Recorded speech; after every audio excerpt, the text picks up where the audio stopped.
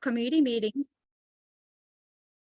including this one, 7 technical advisory group meetings, over 66 pop-ups, 24 small group discussions, and 6 community surveys. Overall, we got more than 5,500 participants and more than 8,000 comments have been received and consulted so far. The process has connected people across Austin with a vision for Zilker Park to be a park for all. The last pop-up series and the 6th community survey will be wrapped up by January 8th. This slide shows a snapshot of those who are providing design inputs and directions. Due to the complexity of Zilker Park, sometimes the survey results do not have a clear answer for the direction. Therefore, it is critical to have the collaborations from the broader community members to the city department on creating the draft plan. Zilker Park is Austin's oldest metropolitan park, providing physical and environmental resources to residents and visitors since before the land was purchased in 1917. Therefore, it is not surprising that there are many contributing historic structures in the park. Some are well known, like the Zilker Clubhouse, Barton Springs Road Bridge, and the Barton Springs Bathhouse. Also, there are programs renovated or relocated, but the plan is not removing any of the existing program except in former parking lots and road. And one of the ways to utilize and celebrate the history of Zilker Park is utilizing interpretive storyline. It will have important role in educating the history to the community, from the enslavement of African American on the site to the ecological significance. However, the storyline listed here is only a roadmap. Anyone doing interpretive planning in the future will need to conduct additional research and develop interpretive themes, in addition to writing the actual interpretive product. There are 5 storylines. 1, Barton Springs has been a constant but evolving destination for humans for at least 10,000 years. Number 2, Zilker Park extent built environment tells part of the story of Austin's settlement, development, and evolving identity. 3, Zilker Park has a long history as a contested landscape. 4, the ebb and flow of water indelibly shape the ecology of Zilker Park. 5, Zilker Park offers Austinites the opportunity to experience great biodiversity in a relatively small area. You must be wondering why we are talking about interpretive storyline and how this is related to equity, diversity, and inclusion. Like you can see in benefit number 2, it does more than just provide dates and facts, but also inspires a feeling of stewardship and site visitors, strengthening awareness of culture and natural resources. Also, thoughtful and well-designed signage program demonstrate community pride in local heritage. Also, it provides a high-quality interpretive experience without the requirement of staff or facility to maintain. The vision plan suggests locating the interpretive signage in every major programming area, like Barton Springs Pool, or Runaf Point, or Nature Play Area. If we look at the detail of each storyline, storyline number 1 is about the evolving roles of Zilker Park throughout the time. The area was occupied by indigenous people, camped, hunted, fished, and quarried rock until Euro-American settlers arrived in 1830s. Through a series of land deals between 1917 and 1934, Andrew Zilker transferred 3 parcels of land that would become Zilker Park to the city of Austin. Storyline number 2 is about how the built environment of the park has been formed throughout the history. Last, the storyline number 3 and 4 are focused on the nature and ecology of Zilker Park. You can check the details of each storyline in chapter 6 of the vision plan document. This is the end of our presentation for our session, and we'd like to use the rest of the time for Q&A. Thanks, Sunny. So it doesn't look like we have any questions in the chat just yet, but if you have any questions, feel free to drop those in the chat. Or if you'd like to use the raise hand feature or just come off of mute, we can do a Q&A and go from there. Question is, so is this portion specifically just addressing questions about the equity, diversity, and inclusion? That's correct. Yes, we'll have questions about equity, diversity, and inclusion in this. And then we have a couple other sessions, including nature and ecology, accessibility and mobility, and finance and implementation. So if you have questions about those topics, you can save those for when those presenters are in our breakout room. Okay, thank you.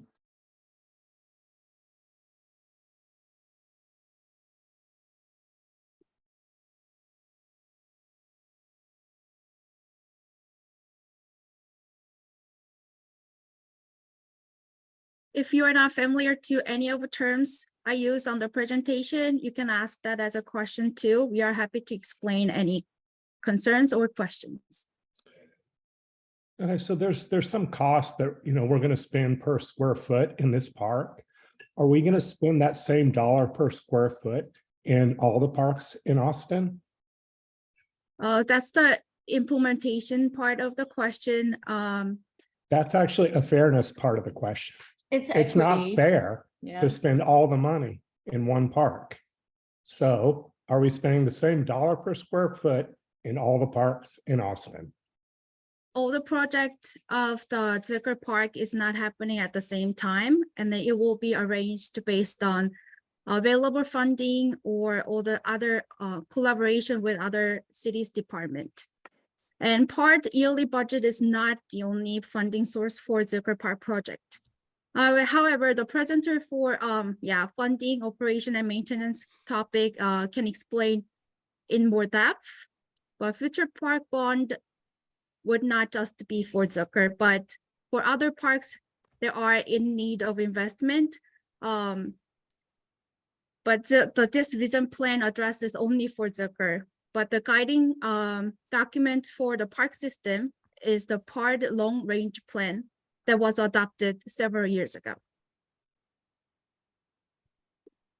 I have a question. Yes.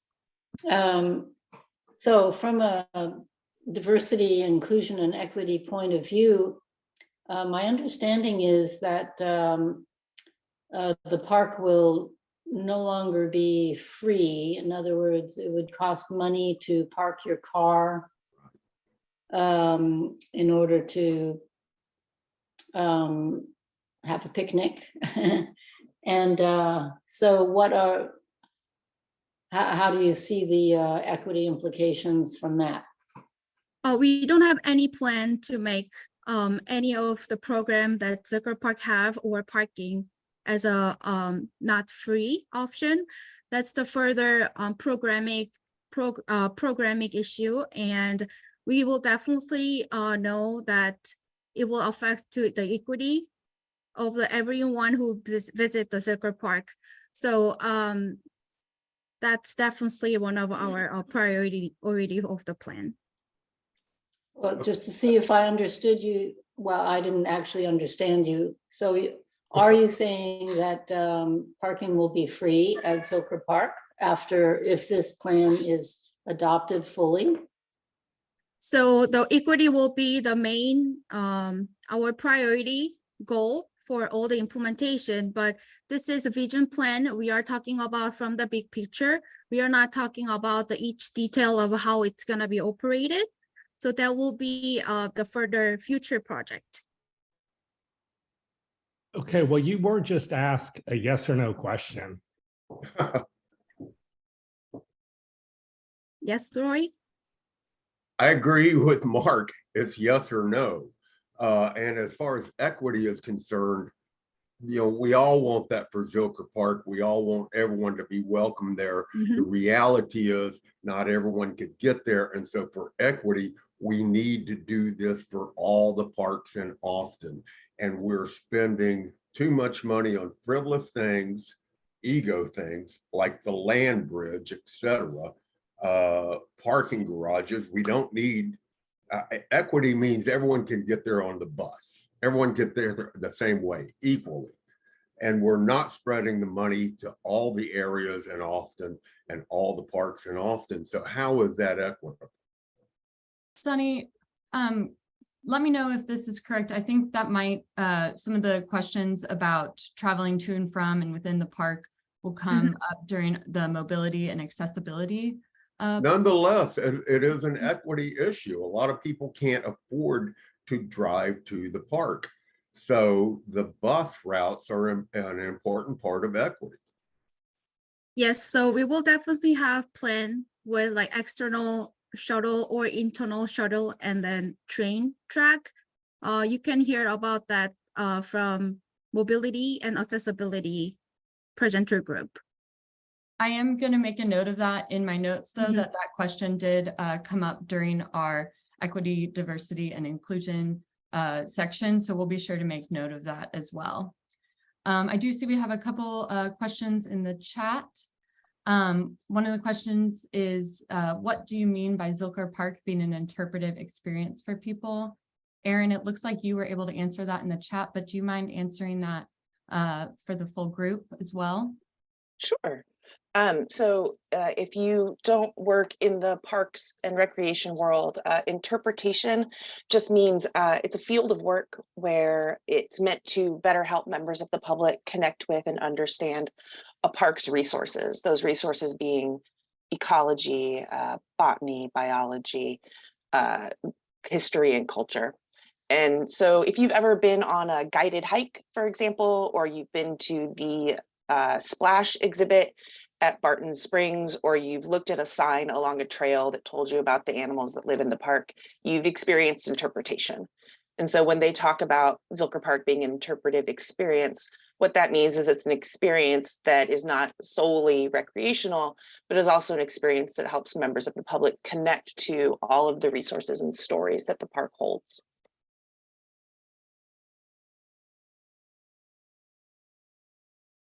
Thank you, Erin. Is there any other questions?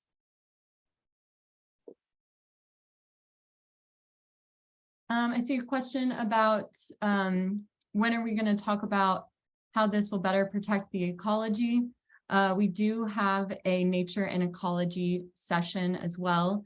And so we'll be talking more about the ecology during that presentation. I have a question. Yes.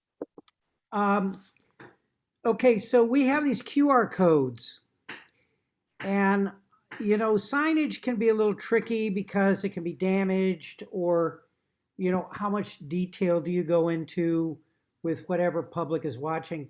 Would it be possible to have a system of QR codes along with the signage so that people who wanted more information, like I'm thinking about identifying plants, you know, trees, if you put signs up, people, you know, they disappear. But if you have a system of QR codes and you can make the QR code thing pretty solid, you can provide information at whatever depth someone wants to go down to it. Yeah, that's a great point, Craig. Thanks for your comment. We are we are gonna include the guideline for signage package. We will definitely include that part so that the future project team can adopt. Thank you. Thanks, Craig. We've also made a note of that feedback in our notes as well. I have one other question. Yes. Yeah, in reading the draft plan, I noticed that there would be a lot of facilities for major events, such as, music festivals, etc. Those are money-making events, which are important to the company that puts them on, as well as to the city in getting income. And how does that relate to the affordability of those events to social equity and inclusion? Thanks for your comment, Patricia. Could you specify which program you are indicating?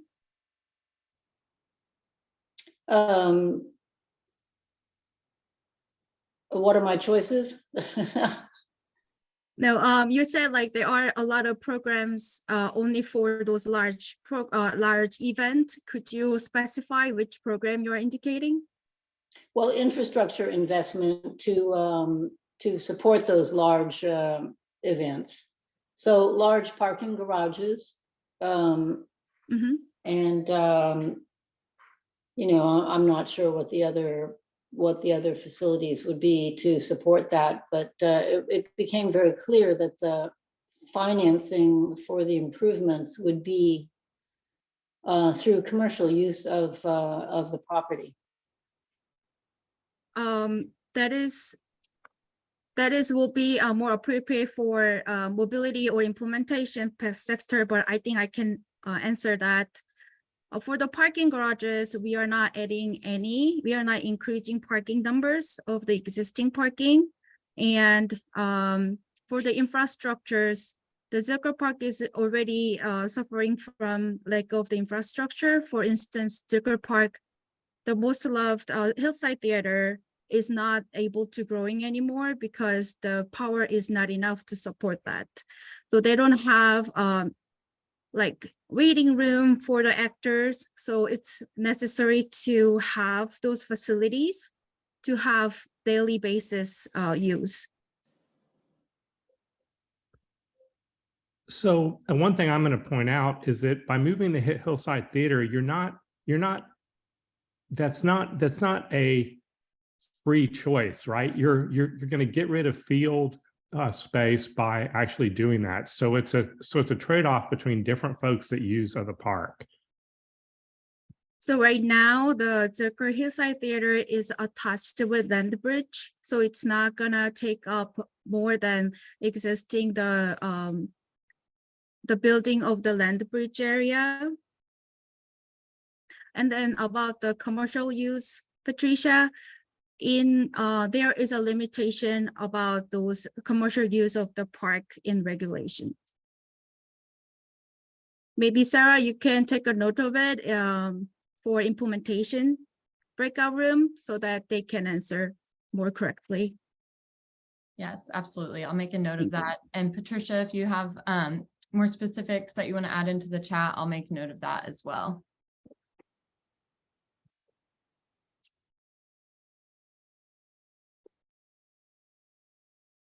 And I believe we have about 5 minutes left in this breakout session. Are there any additional questions regarding the equity, diversity, and inclusion piece? And history and culture. Thanks, Sunny.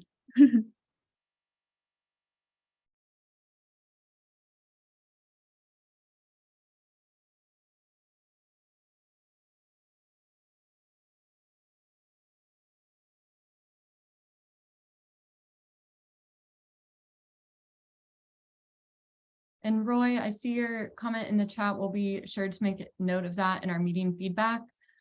Just as a heads up for everybody, if you do have feedback on the plan, feel free to drop that in the chat and we will be pulling those into our notes as well. Thank you. I had a question about just like when would be the time to bring up like I guess is the implementation question or session the best time to bring up like the sports area and asking about how that will be built? Sunny? Yes. Okay, yep.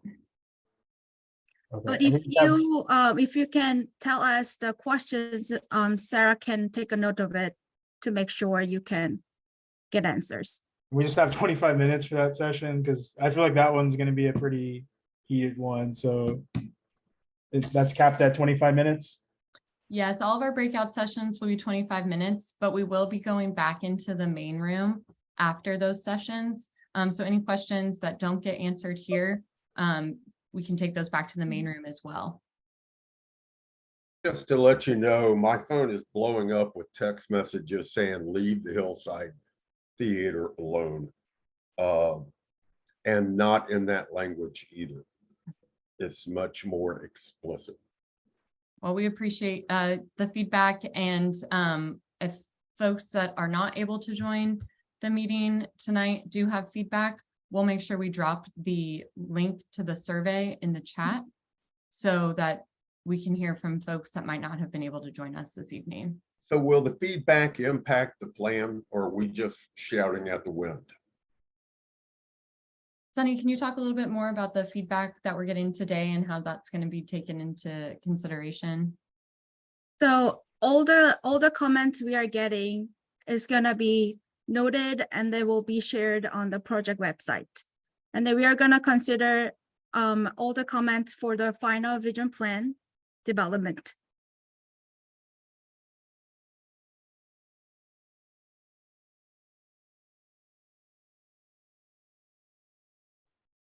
Do we know like what is the implementation timeline for all these changes? Like how many years are we thinking or? So you can check that on the implementation chapter in the vision plan document. We are looking at from short term to the long term, but it's gonna be decided based on funding availability and then the cost and benefit analysis. We are looking at several decades for this project. So good, not in my lifetime. That's great. I won't have to watch the screw up Zilker Park. Yay. And I do want to mention, Sunny has referred to the draft plan. The link I just dropped in the chat, the publicinput.com/Zilker Vision, that will, there's a link to the draft plan in there, and you can reference the different sections that we're talking about in this meeting tonight. Is that where the survey is also, Sarah? That's correct, yes. Thank you. Because we're talking about it, I have about the amphitheater. One concern I have about changing the place where the amphitheater is the way it's located now, the natural curve of the land helps the sight lines. You know? And looking at what you have now, I can't imagine how that new spot really helps the sight lines. So I'm a little bit, I agree with some of the other comments here. I'm not sure why that decision was made. I'm not sure that's equity or not, but sight lines are sight lines. So yeah, you can get more detail about the land bridge at the mobility section. Okay. By building land bridge, we have a lot of benefits to it. And then by building it, we will have natural hillside to be benefited for the Zilker Hillside Theater. Yes. And I believe we're going to be switching breakout sessions here shortly. As a reminder, if you're a meeting attendee, you don't have to worry about doing anything. You just stay in this breakout room. It'll just be our presenters that are switching out. So we'll shortly have some of our new presenters, and we'll be moving into a different topic. But again, if there's any feedback or questions specific to this topic that we didn't get to cover, please feel free to bring that up in the main room at the end, or you can drop your comments in the chat, and I'll be sure to make notes as well as we go through that.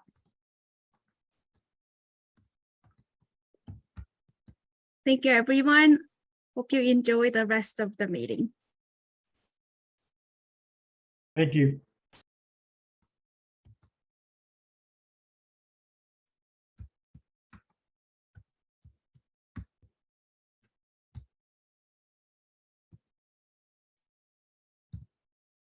Okay, so as we mentioned before, we might have a little lag in between those breakout sessions as our new presenters transition in.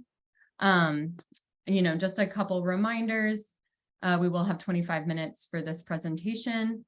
If you do have any questions, please feel free to hold those until the end of the quick presentation. We'll have a full Q&A afterwards.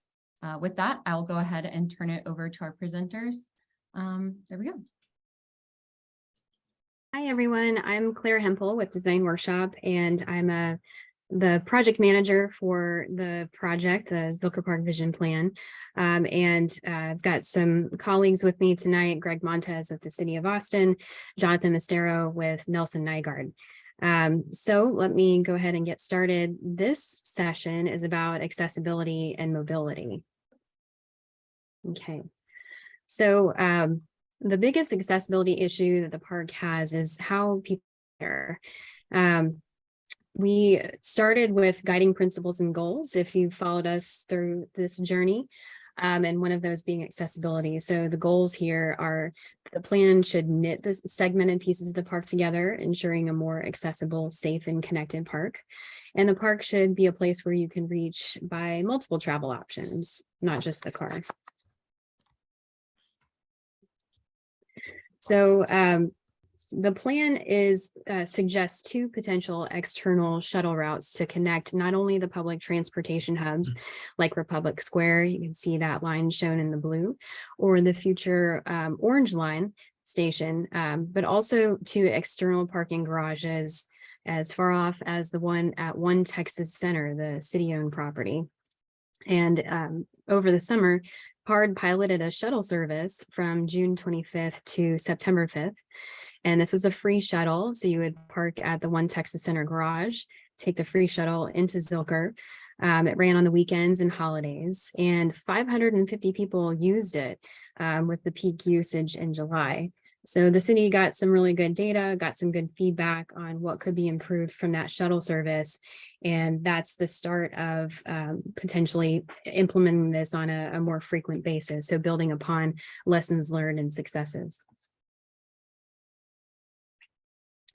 So it's also critical to have the option for driving to the park to serve the entire community of Austin. So we've got people coming from as far south as near the Hayes County line and as far north in Austin limits in the District 1 area. And then we have visitors that are even outside of Austin. So we need parking at least until frequent, realistic transportation options catch up to the plan. So the plan consolidates the parking that exists today to several parking structures. We have 3. The impervious cover, because we're consolidating those surface parking lots into structured parking, goes from 36 acres of impervious coverage down to 28. And this gives 8 acres back to the park for park use. So it's important to note that the garages are shown in the plan help to make up for the surface lots that are being removed. And there's what we call formal parking and informal parking. So formal parking is that is paved today, so the surface lots. And the informal parking is like the polo fields and the gravel lot at the landfill close to the lake. The plan describes that if and when other parking opportunities or transportation initiatives come to fruition, that will reduce or even eliminate the need for a garage to be constructed. For example, should the Dougherty Arts Center come online with the garage that they have associated with that development, those parking spaces wouldn't be needed within Zilker Park itself. There are also promising third-party platforms that can help bring the shared use parking concept to life, meaning offsite parking lots or offsite parking garages that sit empty on the weekends. Working with this third-party platform could help to activate those empty lots for park use, thus not needing as many parking spaces in the park itself. It's important that there is safe, efficient, easy access from those shared parking spaces to the park. So that would be an important criteria for that system to work. And the plan also describes parameters for the parking garages to be built so that when parking isn't a need anymore, because this is a very long-term plan, those facilities that are costly could be repurposed to park facilities in the future. And they are doing some of this work in City of Houston downtown code. Parking garages have to be built to a certain design so that in anticipation for repurposing those structures in the future. Parking is just part of the access equation, definitely not the whole thing. There will be an internal rubber tire shuttle as shown in orange here. And then the Zilker Eagle train is shown in blue. These two systems would connect the almost the entire 350 acres of the park. We stay out of the more natural areas.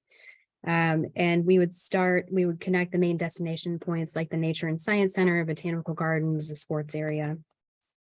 The Zilker Eagle would be in its current alignment, you can see here in the blue, but we would extend it to capture the north side of the park and this parking facility and Nature and Science Center and the Botanical Garden entrance here.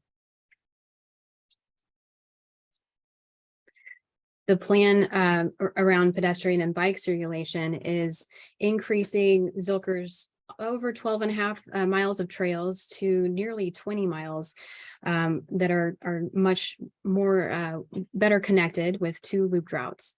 So we're realigning Stratford Drive. So that's this curving road that takes you to the rowing dock today, Nature and Science Center, Botanical Gardens.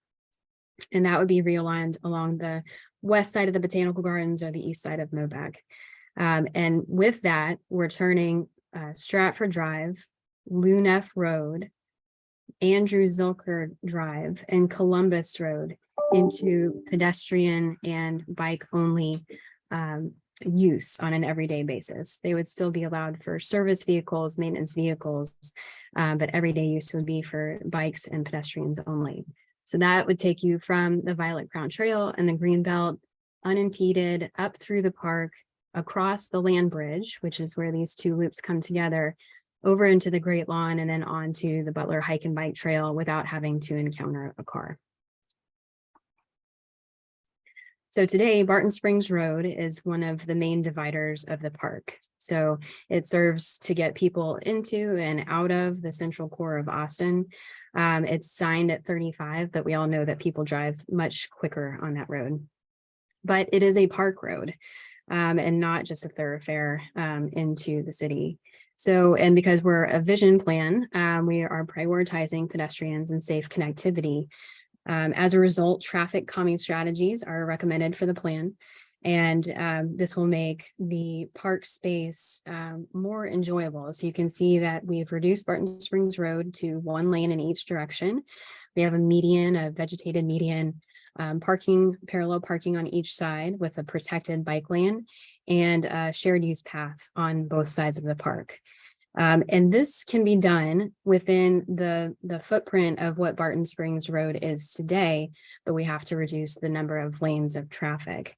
But we want to slow the traffic as it goes to the park. It's been very dangerous. There's been even some catastrophic vehicular accidents on Barton Springs Road in the past year or so.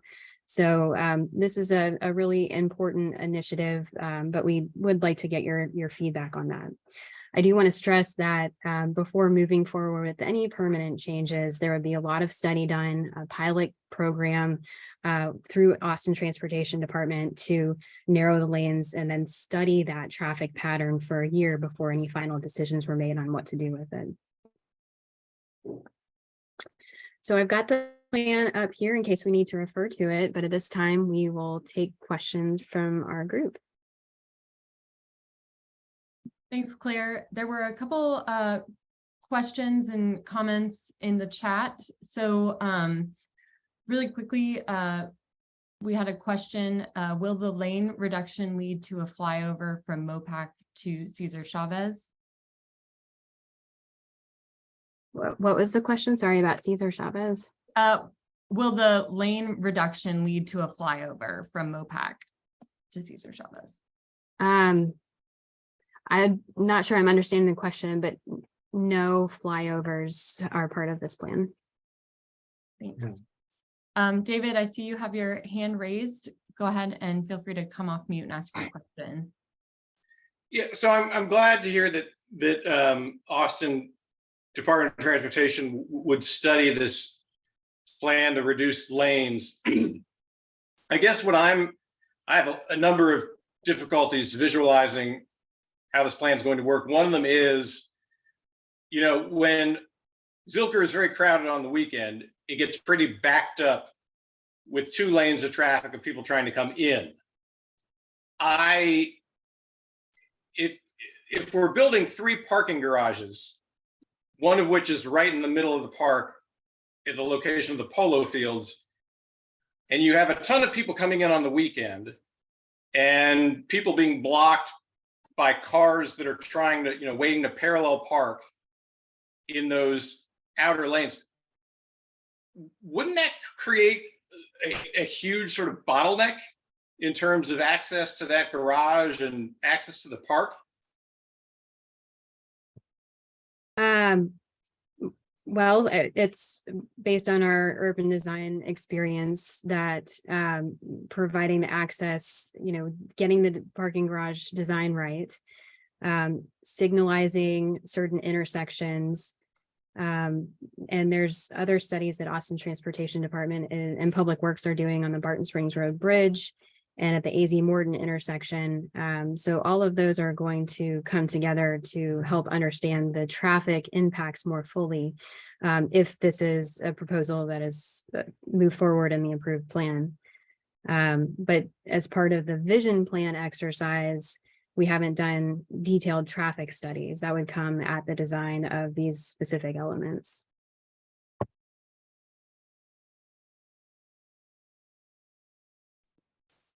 Claire, we also had a question in the last session that I think might be a good time to bring up in this session, which is regarding getting in the ease of getting to the park when it comes to equity, making sure that everyone has access to the park. Can you talk a little bit more about some of those other transportation options? Right. So in addition to, well, Jonathan, do you want to talk about this? Because we did a lot of study on bus stops, shuttles. Sure. Yeah. We, Claire showed the sort of diagram of, some really conceptual shuttle options that would reach outside of the park. So, we know that a lot of people that are coming to the park today are coming from close to the park because, that's the easiest way to get to the park for people who are nearby, and it is harder for people to get to the park from far away, especially places like East Austin. So one of the ideas behind that external shuttle is really trying to maximize the investment that the city is making in transit through Project Connect, right? So having a lot more frequent and reliable transit that's being provided with both expanded bus options as well as the rail system would really reach out to a lot more places within the city than we can get to directly from the park itself. We can't provide transit that gets to every single corner of Austin directly from Zilker Park in a really cost-effective way. But something we can do is connect the main destinations within the park through that shuttle service to these main transit hubs that really do provide a very minimal kind of transfer or ease of transfer for people coming from all over the city, directly from all over the city, right? So the idea is to really streamline the process. Today the only way to get to the park by transit is on Route 30, which really only serves a small portion of the city, downtown to Southwest Austin. So really trying to maximize the way that people can get there by transit by connecting to those other lines that are going all over the city would be one way to make that access a lot more equitable. Thanks, Jonathan. We do have a question in the chat, and then I see there are a couple hands raised. So I'll be getting back to the hands that are raised here in just a moment. But But there was a question, what is this going to do to further protect the ecology? Claire, can you talk a little bit about the mobility and accessibility piece and how that can relate back to the ecology? Right. So today, a lot of the surface lots drain overground directly into the waterways. And so we do talk about green stormwater infrastructure being a part of every future construction project here. So in that way, it's helping to positively impact the water quality in the area. We're also reducing the amount of impervious cover in the park by consolidating these parking spaces. We're also, without people circling in the car, idling, looking for a parking space, and having much more readily available access to a parking garage, if that's how they choose to get there, is a way to positively impact the environment. And then I'll close on saying we are adding almost 8 miles more of connected bike trails. And so just providing the options for people to get to the park and enjoy the park in a safer manner. And then capitalizing on the investment that the city and the citizens are already making in things like Project Connect. Thanks, Claire. Okay, I see a couple hands raised, so I'm going to go in the order in which they came up. And just a reminder, I am taking all the notes and feedback that are dropped in the chat and recording those as well. So Philip, do you want to go ahead and come off mute and ask your question? Yes, thanks, guys. I appreciate you having this session. So just a couple concerns, and I'm kind of coming in late to this discussion and may have some different opinions than some of the people on the call. But basically, I understand wanting to reduce the cars, the traffic, and the footprint, and that makes sense to me.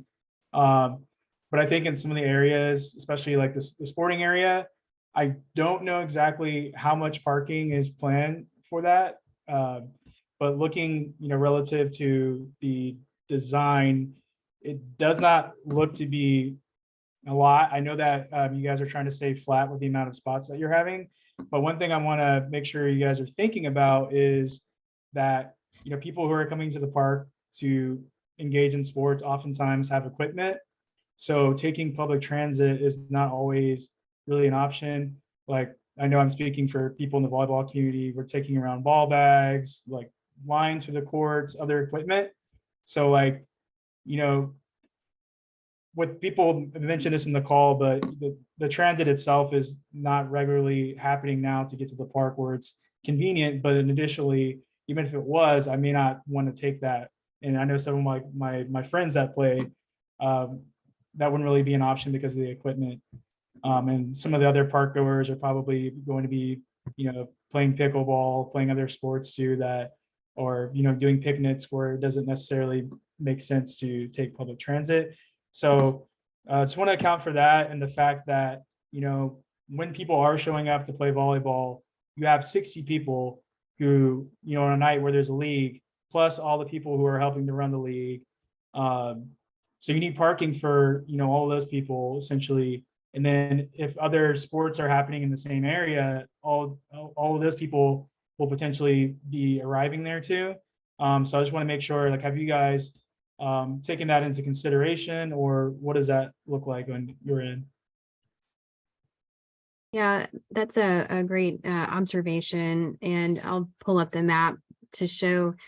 So the sports area, we consolidated those uses into one area, and we do have a smaller surface parking lot here. I think it's about 100 spaces if I'm recalling correctly. But you can see here there's a P indicating under MOPAC that area could be used for parking. And so not as close and inconvenient as the upfront surface parking lot right next to the facility. There would be the opportunity to park under MOPAC there on a surface lot. And then if people access the garage, we are connecting with trails into that area. So it'd be a little bit of a longer walk. Again, not as convenient, but still fairly close. It's just difficult for carrying equipment around. And then also, having that main thoroughfare basically right next to volleyball court just seems kind of dangerous for, balls that may go out of bounds and into the road.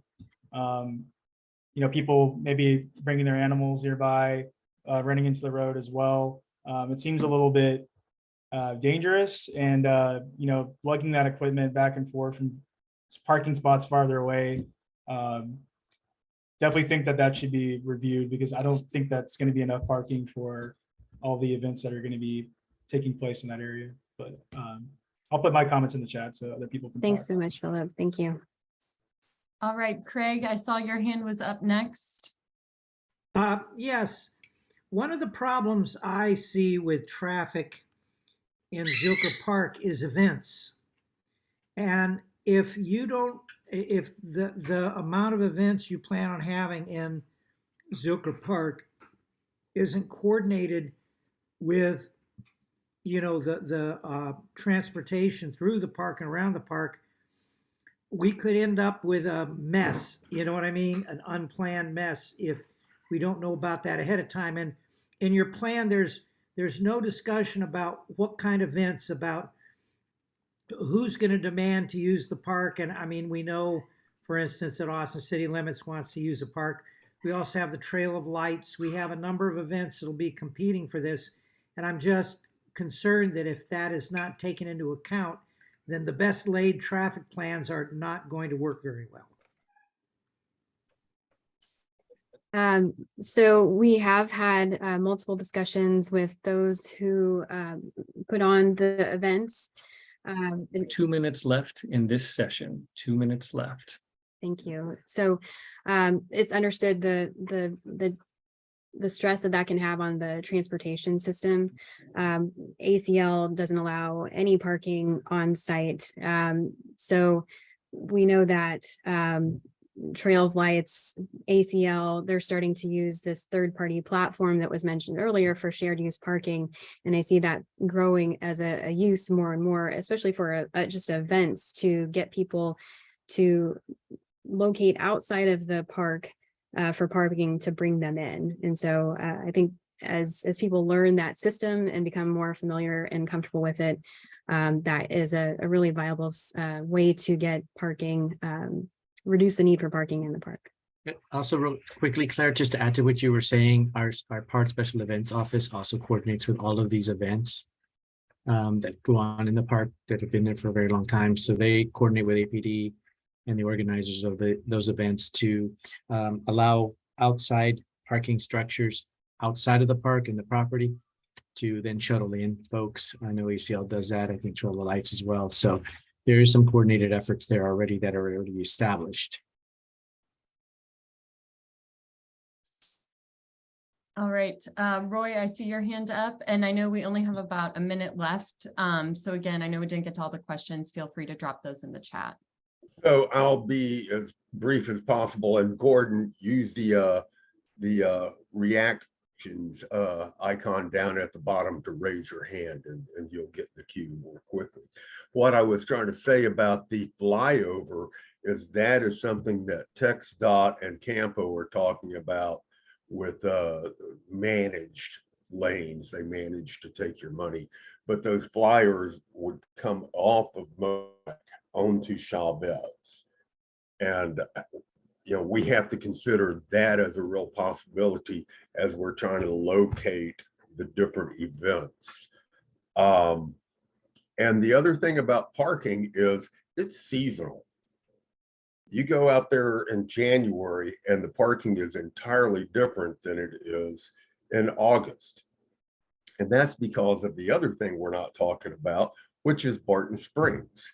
That is what makes Zilker Park special, is Barton Springs. And so when we start talking about digging underground parking garages for parking that isn't even needed or used for much of the year, we have to consider all of these things. What's your response to that, please? Thanks, Roy. Our presenters did have to switch rooms, but I'm making notes of your questions there as well in our meeting notes. Lee, I know that you have your hand up. I apologize that we didn't get to your question. I'll just tell you real quick, I'm a driver and I'm not taking public transportation to the park, right? I have a dog. They don't let them on shuttles. and I park on Lunef Drive. So Lunef Drive is going to be taken up, is that right? Or is it going to be still there?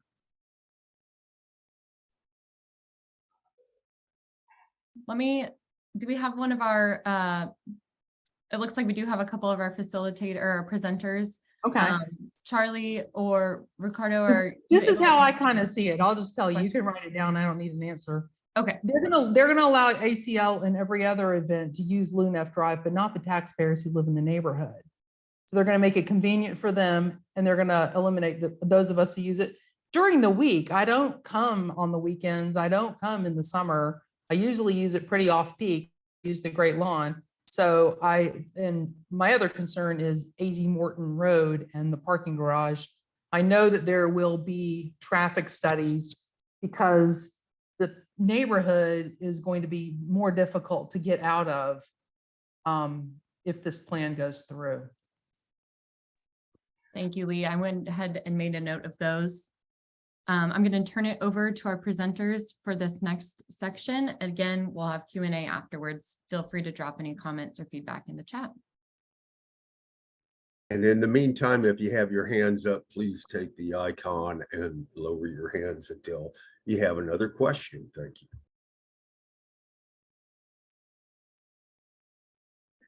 Okay, great. Thanks. Charlie McCabe here with Ricardo Solis and Kurt Culberson from Design Workshop. And we're going to talk through very quickly a few of the implementation aspects that we want to cover tonight, as well as talking about some of the financial challenges and opportunities. We will try to answer as many questions as we can. So I will try to go through this as quickly as we can to get to your questions. You know, one of the things as we worked through the plan over the last year and a half is really trying to kind of balance the tremendous use that Zilker Park sees with trying to make sure that we're thinking about sustainability, and not only sustainability of the ecological assets that we have, such as the pool, and the greenbelt, and by extension, you know, the watershed, but also the fact that we do get about 6 million visits a year to the park, and about 2/3 of those visits, about 4 million plus, are actually daily visitors. If you want kind of think about a breakdown of it, it's about 1 million plus to the pool, and then the balance come to Zilker Botanic Garden, the Nature and Science Center, especially school-age children during the school year, during school breaks, and during the summer, as well as participants in you know, Girl Scout camp, other camps, YA camps, that sort of thing. So there's a tremendous amount of usage, and that usage continues to increase. So one of the things we really tried to do is get a handle on that. So as we think about how to take this large number of projects and implement it, we've tried to come up with some goals that we want to keep in mind. And one of the big things is the first one listed there, adaptive management. We want to make sure that we're working toward our resiliency goals, but we're also kind of bearing in mind that people will come, and we're going to have to close off portions of the park. We're going to have to think about what that does, how that affects you know, the populations that want to use it. And you know, as people have pointed out during this process, Zilker means many things to many people, and of course Barton Springs Pool means many things to many people. So it's really kind of a balancing act. We also want to think about both the revenue that the city gets from the various destinations in the park, and how that can make sure that we can operate and maintain the park at a current level. And we'll give you kind of a breakdown of what it costs to actually operate the park currently, but also what the city brings in terms of revenue. We want to bear in mind the fact that you know, most people still arrive at the park via car, and we're proposing a number of ways to try to improve access, both with internal as well as external shuttles, as well as thinking about improvements to hike and bike paths and routes in and out of the park, and make sure it's connected to the city as a whole, and make sure that we do provide that level of kind of access. And finally, we want to make sure that we're taking advantages of partnerships that the Parks Department can use. And this especially is important as we think that the bulk of the funding for implementing aspects of this project are going to be public funds, and they're going to come from bonds that the city might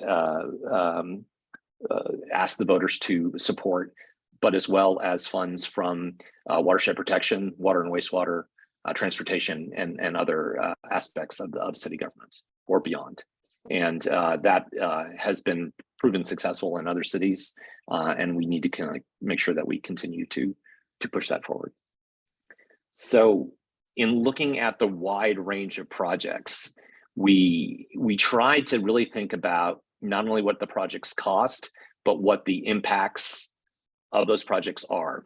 So the next couple slides, we've tried to put this into more containers to help you kind of identify what we're trying to do.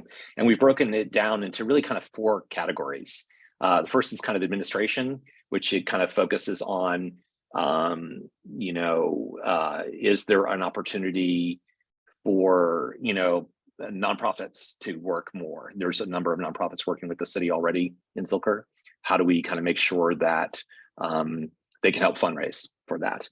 But more importantly, as we staff it, are there ways to make sure that we're, doing all achieving all the goals that the city has in terms of inclusive hiring, in terms of workforce development, in terms of making sure that, concessions or vendors that we use for construction meet the city's goals. The second area is ecological uplift. It's how do you take portions of a park that have been degraded over time and bring them back, and what does it take to do that?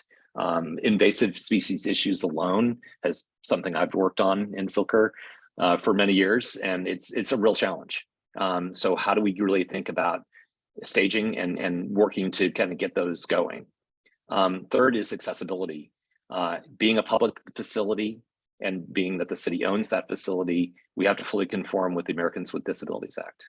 So we need to make sure that everything that we're doing has access and is accessible. And then finally, in thinking about the improvements over and above what is there, how do we make sure that those improvements are done in such a way that, again, we're not taking away access, but we're also integrating that with some of these other functions. So the way we've tried to think about it in terms of the costs of individual elements versus impact is we created a grid that really kind of shows high impact, lower cost to high impact, high cost to lower impact, or lower benefit, lower cost to lower benefit, higher cost. So that's the grid there. And you can kind of see how these things kind of fall out.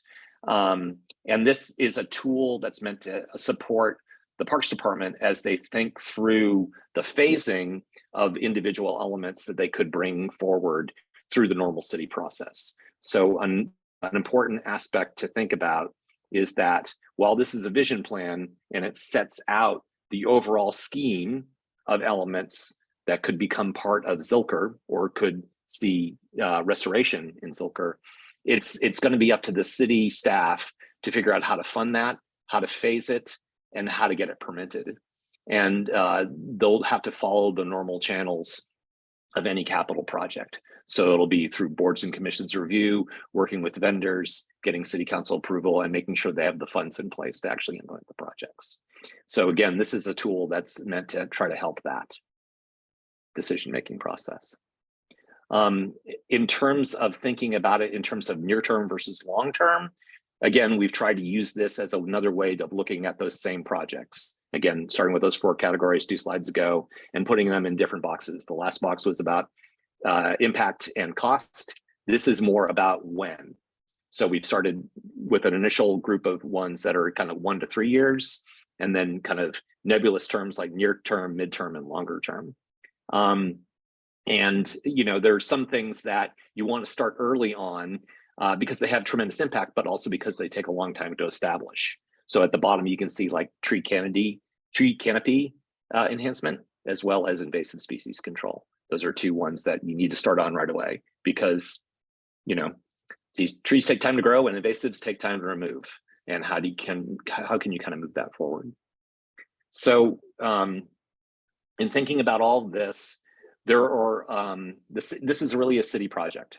This is really an effort for the city to move forward and to really think about how they can keep Zilker as its central park, but also how they can both add amenities and improvements for the many millions of people that use Zilker, but also to protect the precious natural resources that are there.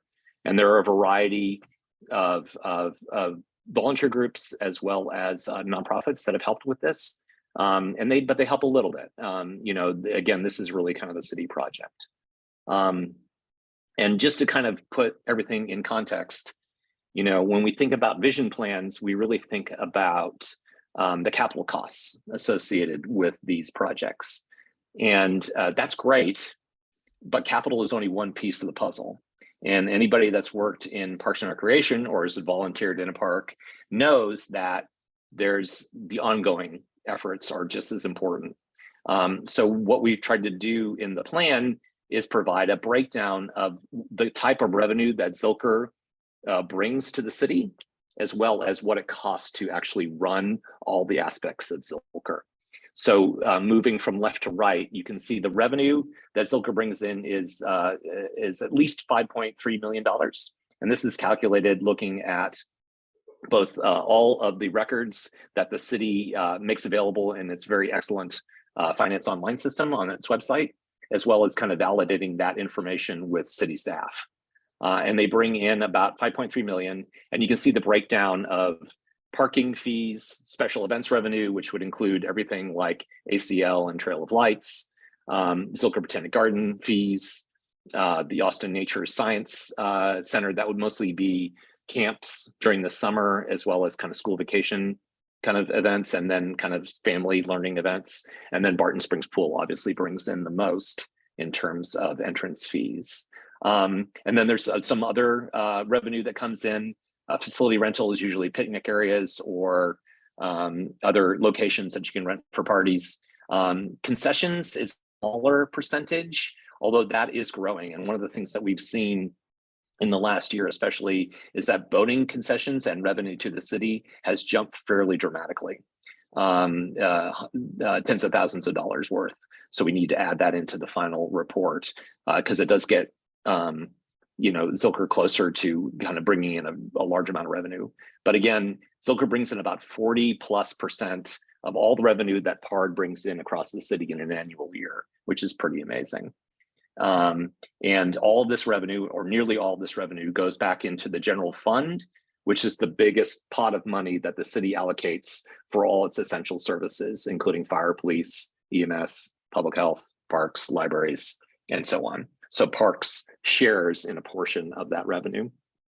And then in terms of expenses, you can see the breakdown of what it costs to run Zilker. It's currently about $6.1 million a year. This has grown pretty dramatically over the last number of years as we've seen increased usage in Zilker. The area that's actually grown the most is grounds maintenance because we're just seeing a lot more people using a lot more aspects of the park. So this is everything from daily service, trash, restrooms, lawn mowing, fertilizing, mulching, replacing plants, replacing water systems, whatever it might be that goes into kind of maintaining Zilker. So that's the whistle-stop tour of the financial aspects, as well as a kind of an overview of implementation. I'll stop sharing and we'll try to answer as many questions as we can. Thanks, Charlie. So we do have a couple of questions in the chat. I'll go to those first, and then if you have any questions, please do feel free to raise your hand. If I see any new folks that we haven't heard from yet, I'll be sure to call on you as well. So we did have a question, what kind of responsibility will be taken and by who if the value of Barton Springs is degraded by this project? Well, the city is under multiple obligations in terms of, the endangered species that populate Barton Springs or the nearby springs like Eliza Springs. So they have to conform to all the rules and regulations that are mandated by the EPA. So in my mind, they can't degrade it. So they need to take steps to make sure that if there is construction, for example, at the playground, all the environmental controls that are required for any other park project are implemented. Or if you're talking about the restoration of Lower Barton Creek, you're really making sure that you're not making water quality worse. And that's a really good example because we've seen significant increases in usage in that portion of the park, and we've seen significant degradation. It happens to be below the pool, but it's still an issue. Ricardo, anything you would add to that? No, Charlie, I think we have one good thing as far as the degradation of the creek south of the pool or downstream of the pool. We have a city department that is focused on that, and they're trying to make that a high priority for them and their funding. So that's a very good thing. We just, we definitely want to include it in the plan, and they're a partner. They're a financial partner for us. So we're excited about that opportunity. And you're right. I think the plan is trying not to degrade, but to improve and protect. And that's what we're trying to do with the plan. Thank you all. All right. Another question in the chat. What are the main revenue producing projects proposed? I think really it's about getting more budget dollars, via bonds for capital projects, via the voters, or via revenue sharing from other departments that have ways to improve water quality, but also improve parks. I think the Parks Department has done a lot to take advantage of those efforts to do capital projects. Just reclaimed water alone as an example, where they've taken advantage of the city able to build additional infrastructure to help water, lawns, vegetation, trees, that sort of thing, elephants, golf courses, and actually at Zilker. So I think that'd be one thing. I think transportation dollars are another example where the revenue that's by parking meters in Zilker is actually put in the special fund, and it can be used for transportation related improvements, including sidewalks, trails, paths, ADA crossings, road improvements, that sort of thing. So those are examples, but really I'm sorry, go ahead. No, sorry to interrupt you. To that point, that question actually came up earlier in one of our sessions. It's coming up again in the chat, which is just, are there plans for parking garage fees envisioned? And if so, what would those be? It's a good question. I would say that we didn't cover that in the vision plan. It would be up to the city to propose that as part of a specific plan to actually implement those parking garages. I can say that other cities in Texas in parks are doing that very thing, where they've actually consolidated large surface parking lots into parking garages. Herman Park in Houston actually has a project right now to consolidate one of its biggest surface parking lots that happens to be in the center of the park into a corner of the park, and they're going to raise fees for parking. Dallas Botanic Garden is another one where the city actually built a parking garage, and the fees used for that garage are basically serve as a portion of the budget for gardens. Charlie, I think those are two examples. Breckenridge Park in San Antonio also has fees for usage of their parking garage. Yeah.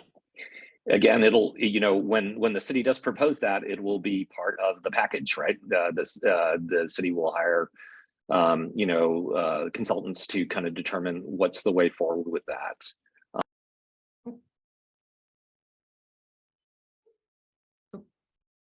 Charlie, sorry. How do you kind of make it the approach? How do you kind of make things? How do you kind of put together the right package to kind of move that forward? But again, that's all in front of us, and that's not really part of the the vision plan. That would be specific implementations that would need to kind of figure that out.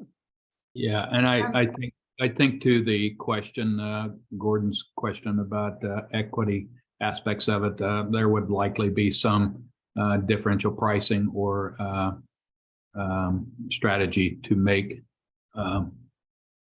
access easier for those in financial need. And I think it's important when talking about parking that there's and it relates in part to the question about Barton Springs, right? Which is the plans calling for a pretty significant reduction in impervious surfaces through the elimination of some roads that were considered unnecessary, to consolidation of parking and consolidating it generally at the perimeter of the park where possible, and calls for a dramatic increase in transit to the park so that parking becomes less important. So many of these recommendations all link together, and the plan specifically calls for restoration of the banks of Barton Creek, of green stormwater infrastructure throughout, which will help with water quality, as well as reducing impervious surfaces will help with water quality as well. So I think most the recommendations very clearly focused on improving Barton Springs, not detracting from it. Thanks, Kurt. I do want to make sure we get to Gordon, who has his hand raised. I know we were not able to get to your hand in the last section, so please feel free to come off mute. And for our presenters, if you're able to answer questions in the chat, feel free to drop answers in the chat as well. Yeah, thanks. And thanks to Roy for showing me how to raise my hand, which I couldn't figure out. So in terms of the money, in terms of implementation, really understand keeping, legacy sports like volleyball there in Zilker, baseball there in Zilker, and understand if they're rewilding some of the areas, those things need to move, or there's other reasons for them to move. But the parking lot and the sports area where there's looking to go into just don't seem to be in good places, and are severely impacting the disc golf course there, taking away some of the oldest and best holes there, and are going in places where there's terrain change, and all those things need to be flat, which would take a lot of money to grade that whole area. It would mean removing trees. And I understand moving parking out to the extremities is a goal of this, but what would seem to make much more sense, both financially and from the benefits to those areas, is moving all that over to what's essentially the Polo picnic area parking lot, the picnic tables, the area towards the bathrooms, and even using part of the polo field lawn. And I was wondering, is there any consideration towards that, where we already have flat areas, we already have areas that do not have trees, and putting those things like the volleyball courts and the baseball field there, and skipping the new activities that cause impervious cover. And again, okay, you've got a parking lot in there, just move that over to by the Sunshine Camp Road entrance. So again, it's convenient to the volleyball courts where they're carrying equipment, convenient to the baseball fields. Disc golfers also carry equipment, but a lot of us, have carts, we have bags, parking in the garage or that lot over there becomes, it's not unfeasible. It's not that long of a walk, especially if there are shuttles available. But for more unwieldy equipment, like perhaps the volleyball or baseball people might have, again, you've got the underground parking garage there, add that surface parking lot over there. It all seems to work. You keep your terrain change, which greatly benefits the disc golf, whereas the flat land, treeless land does not. And it seemed it would save a lot of money on the implementation and would still benefit all those activities that are there in the park. Thanks, Gordon. We've made note. Thank you, Gordon. Yeah, no, thank you. We really appreciate your comments. All right, I know we only have about a minute left. So it looks like our presenters are moving to the next room. So we will have our next round of presenters come in here shortly, which is ecology. And so I know there's been several questions in the chat about that. This next section will be a great time to ask some of those questions. Philip and Craig, I apologize we didn't get to your questions. If you'd like to come off mute and ask those while we wait for our presenters, or if you'd like to drop those in the chat. Again, I know I keep repeating this, but I am taking down all the feedback we're receiving in the chat in our meeting notes. Yeah. I have just, go ahead. Go ahead. Go ahead. No, I've already done one, so you can go first. I've done one already. Go ahead, Phil. Okay. Just a quick statement about the parking. I think a cool feature to have, whatever decisions are made, are one of the spot counters. So we know if there are spots available in the lot. So just makes it a little bit easier. Just one note for that.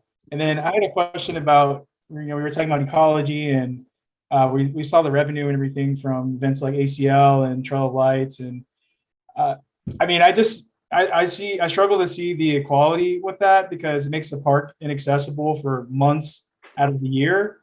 I know that's bringing in revenue, but has the city considered moving these events to other areas to alleviate some of the congestion in central Austin, and make the park more accessible, and keep it healthy?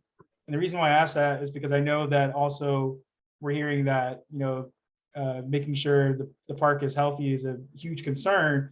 But when I'm playing volleyball, I step on nails and all kinds of materials left from ACL each year after they do the breakdown. And it tears up the lawn.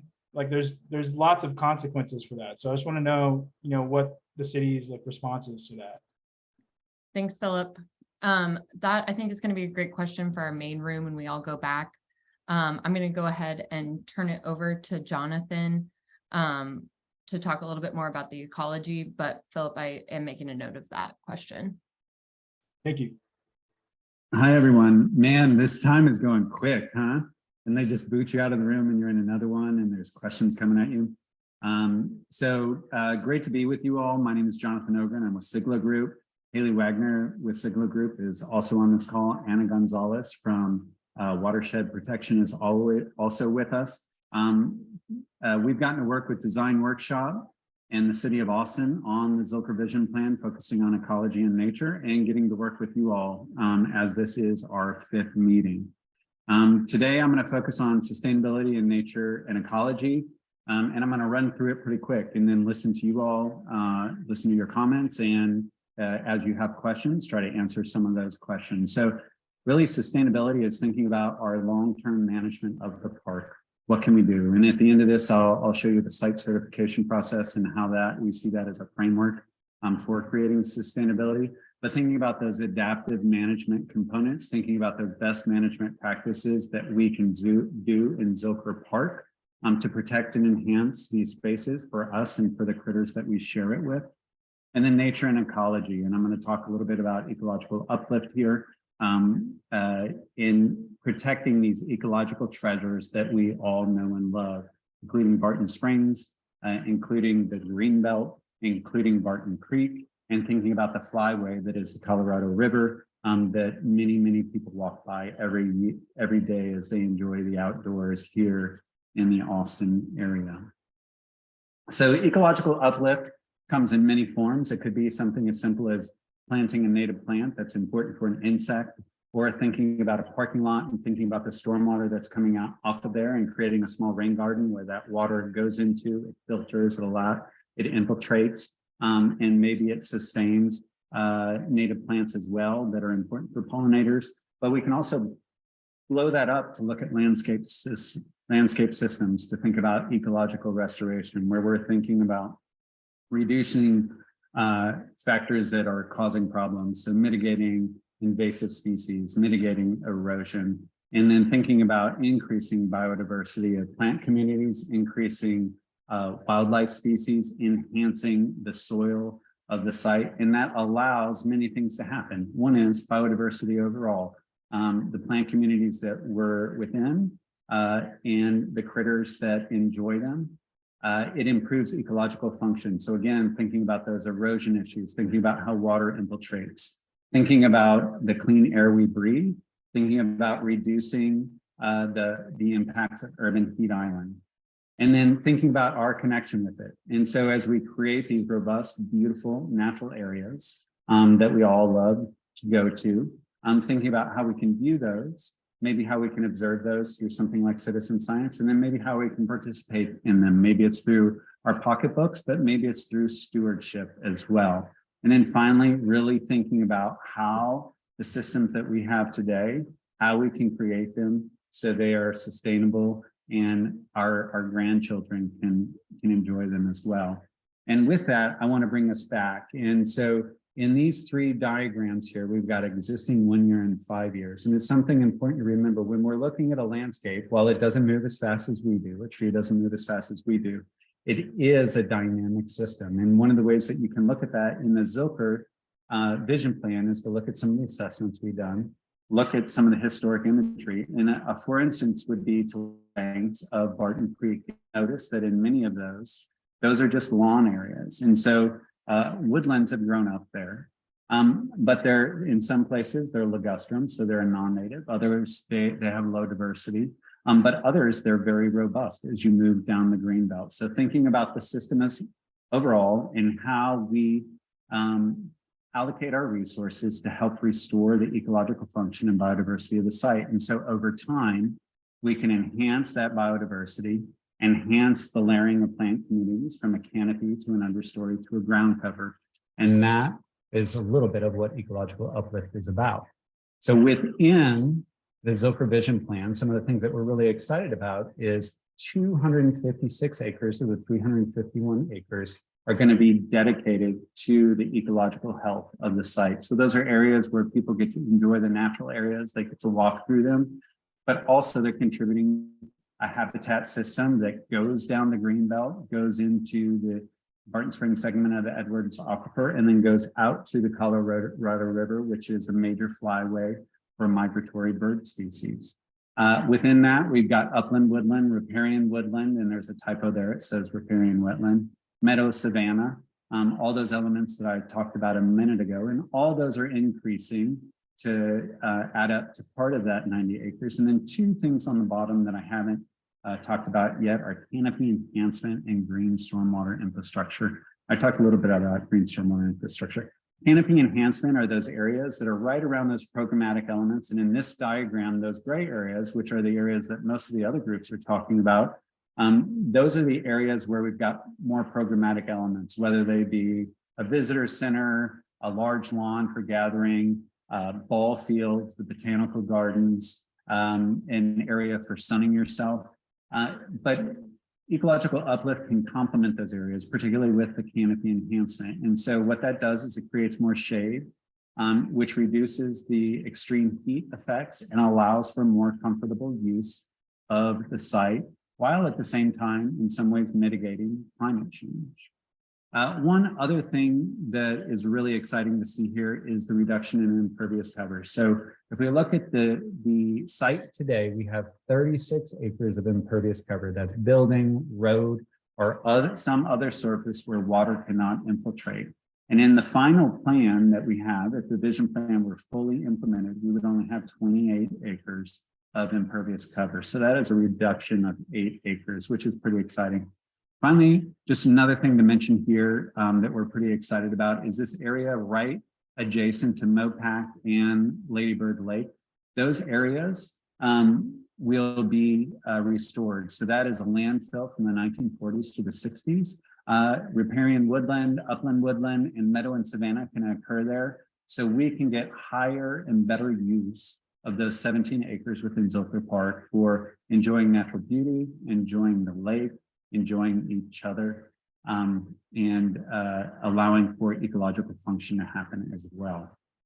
Another piece we wanted to mention, one of the areas where we have critical issues within the park is right there along the Barton Creek banks. Anybody who's been down there can see the stormwater issues associated with that, where we've got pipes just emptying on steep slopes coming down there, causing erosion. And that's paired with flooding coming down when we get those massive what used to be 100-year floods coming down Barton Creek, causing washout, as well as high human use. It's very exciting to see the amount of people that are using Barton Creek banks, but it is not in a sustainable manner, and we have not put the infrastructure in place. And so one of the reasons we were so excited to work with Design Workshop on this project is they have a history of understanding how to create some of those formal access points that allow for ecological restoration in other areas. And so looking to the right here, you see the current conditions right there along Barton Creek, where you can see erosion, no topsoil left, relatively low biodiversity, and through creating formal places for people to access that water by creating explicit and implicit boundaries, we can increase the diversity of the canopy, increase the diversity of the understory, and increase the diversity of the ground layer. And to the left, we've identified some of those sites where those proposed access points can occur. Jumping to climate resiliency, climate mitigation, and climate adaptation, how are we dealing with those in the project? And so adaptation is how do we adapt to it? And one of the major elements there that we want to think about is that urban heat island effect, as well as those extreme heat events. And within Zilker, the new plan has 68 acres of either canopy enhancement or woodland new. It has 2 to 13 acres of green stormwater infrastructure, again, taking advantage of that water source to create more robust plant communities, and a reduction of 8 acres, which means 2 things: a reduction in urban heat island effect and a reduction in places for people to drive. Mitigation, while Zilker Park can't solve all the world's problems, we can do a small part in that 351 acres. And how are we doing that? Through more carbon sequestration and 256 acres of area focus on ecological health, 78 acres of restored native plant communities, 10 additional acres of canopy enhancement, making sure that our buildings are green building rated, making sure that we're using site certifications at the site plan level, and reducing impervious cover, as mentioned already, and again, reducing those cars. And then finally, resiliency. And the main thing I want to focus on here with resiliency, and resiliency is how do we make a system, or how do we manage a system, or how do we steward a system that can sustain the changes that are happening. One concept is making sure that we have adaptive management approach. We're paying attention to the system that we love and care for and want to be in. The second is creating biodiversity. So not knowing exactly the conditions that are coming or how different species are going to react, we want to have both species diversity and genetic diversity that allows some of those species to move forward and adapt to a changing environment. The results are that we're meeting many of the goals of the climate resiliency plan, the climate equity plan. We're creating more carbon storage, and we're creating better places for humans to enjoy the environment. Finally, talking just a little bit about our framework for how does this happen. So we're at the conceptual level at the vision plan. Before anything happens, it has to go to the site plan level, which is a very intricate process where you evaluate all the details again. And then whatever comes out of a planning process, it has to be constructed, and then it has to be maintained. So we were very excited when the city of Austin said that all major park projects have to be site certified. And that allows us to bring in many of the concepts that we're talking about the vision plan, but it brings them down to the construction process, the operations and management, the education, the health outcomes, as well as thinking about innovation at every step. And to do many of the things within the vision plan, that site level detail and innovation will be critical. And if anybody's interested, 2 great examples of that are Dell Medical right there at 15th and Trinity, as well as Kingsbury Commons, which was the first project that came out of the Peace Park master plan. With that, here is the overall plan, and love to open it up to discussion and questions. All right, thanks, Jonathan. Craig, I see that you have your hand raised. Feel free to go ahead and ask your question. Okay, yeah, there's 2 questions I have. First of all, is about the old Butler landfill. I grew up in a little town on Lake Erie that to this day has one of the 10 most toxic beaches in the United States. Oof. It was dioxin. They began to become aware of it when I was a teenager. And as they looked at it closer, it was worse and worse and worse, and it became more and more and more expensive to clean up. And so as a consequence, it's never been cleaned up. Yep. I have been concerned of the Butler landfill for many years. I used to volunteer at the Botanical Garden, and I know that people from the Botanical Garden would try and plant trees out there, and they would always die, even if they kept them watered. Now, the best thing to do for the landfill would be to dig it up and remove it. But that's I understand your problems a lot better now, Craig. Anyway, go ahead. yeah, but I don't think that's going to happen because I don't hear people talking about it, and I also know that'd be incredibly expensive.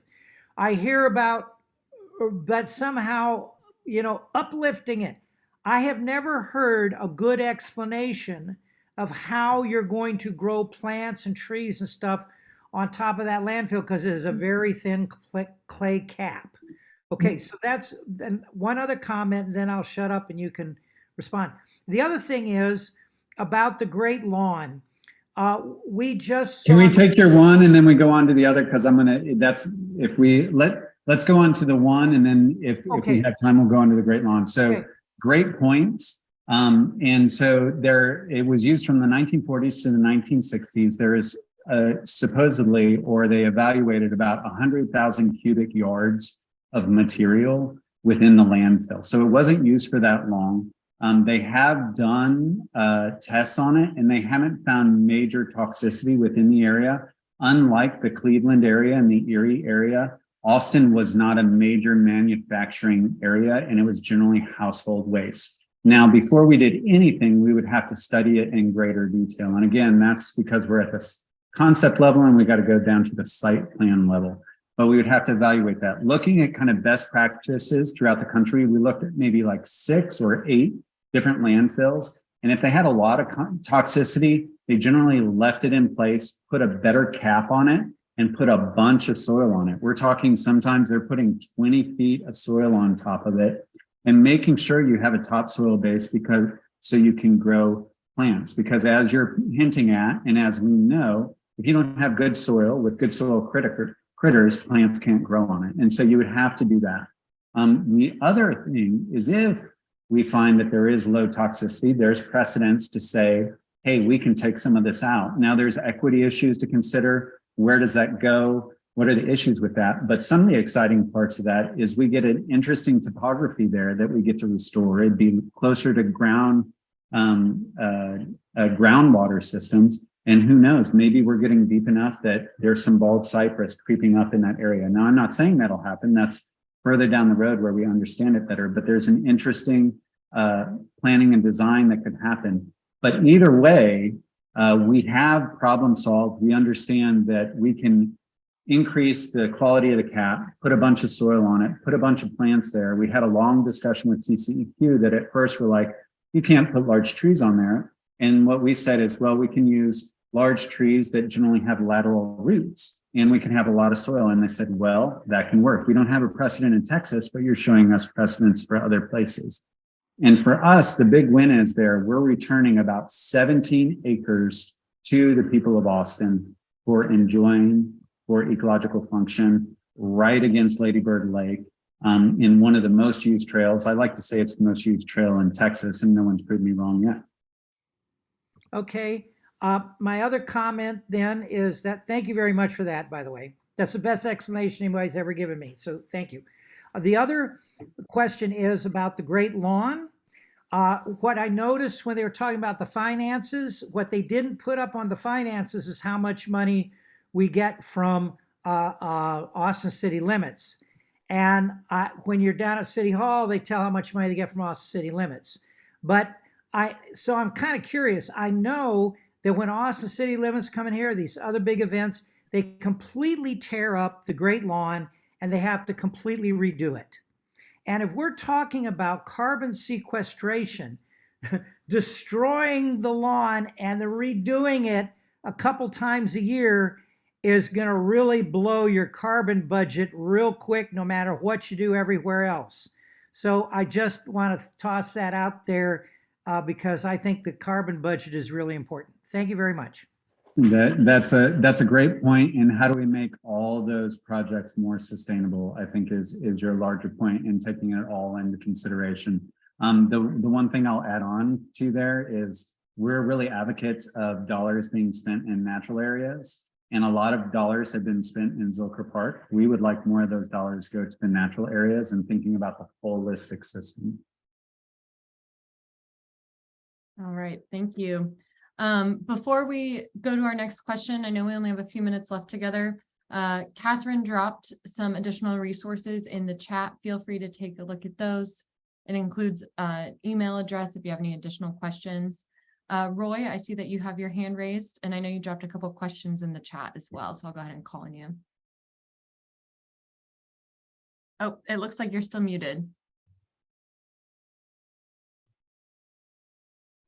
I've never known anyone to complain about that. Good to see you again, Jonathan.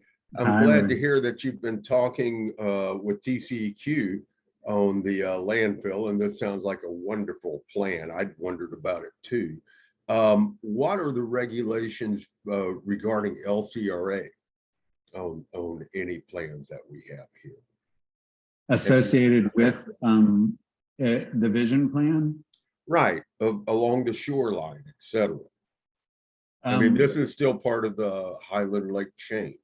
Yeah, I think normally most of that would go through the city of Austin. So city of Austin would be interacting with LCRA.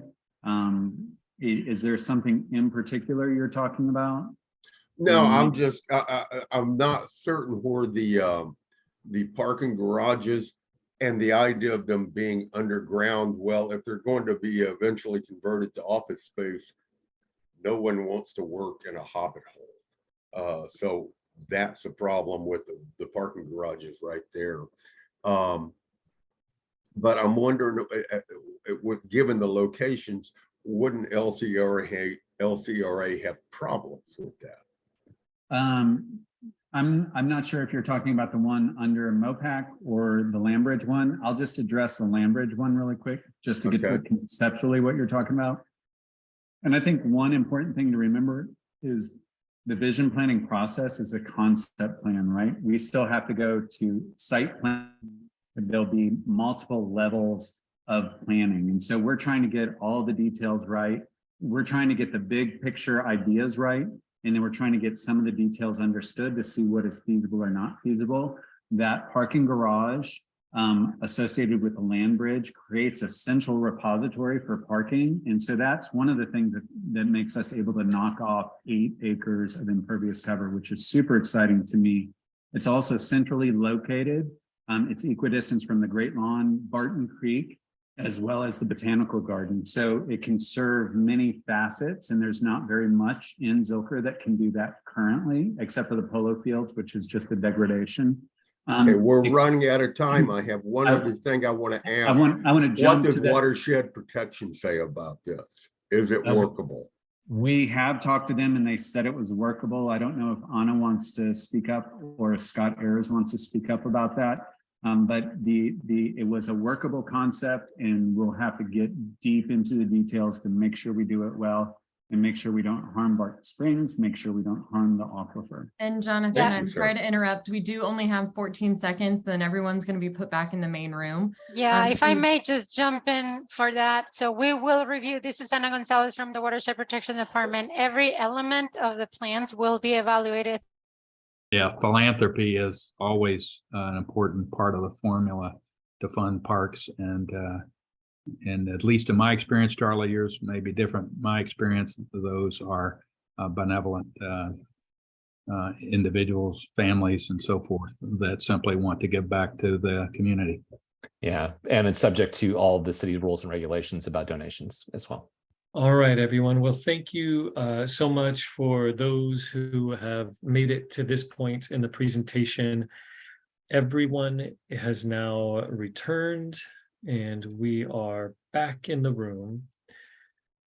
So I know there were a lot of questions that maybe we couldn't get to in each of those 25-minute sessions, and we know that there has been a lot of information. I also am trying to talk slower for our interpreters, but also because my brain is tired also. So as we come back, I know there are questions that you may have that you can answer. If you need Spanish, you can select that language.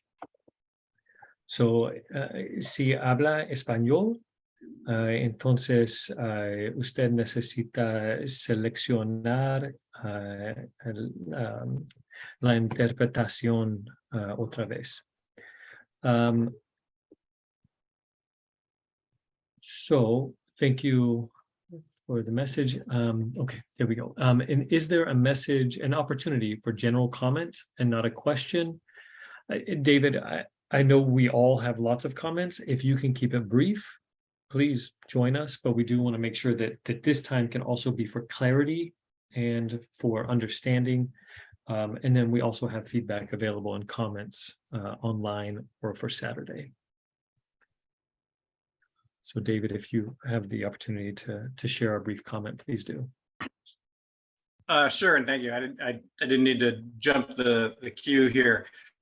So I was in the breakout rooms I was in. I was hearing some things from folks who play sports or outdoor activities. That with I think we heard from people who play volleyball, who play disc golf.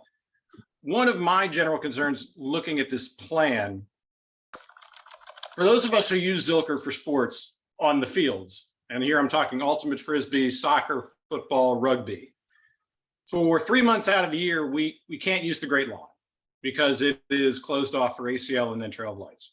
Under this plan, I don't see where in Zilker Park we are moving. You are taking away the fields behind the pool at AZ Taylor Morton to make playgrounds and whatnot there, which seems a little odd since lighting was installed there for the fields not super long ago. And when I look at the enhanced rugby field, I don't see a space which is really usable for sports. I see a piece of land which is surrounded by a road and flanked by a welcome center.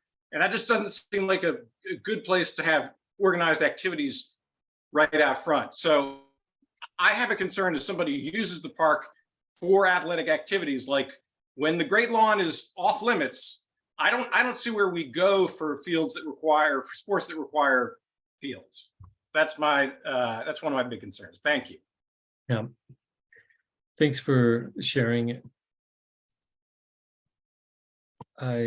Claire, I'm not sure if you are available to respond. Sure. Yeah, I wasn't sure if that was a general comment or I think the question that I'm hearing is, where is the space that people can play fields?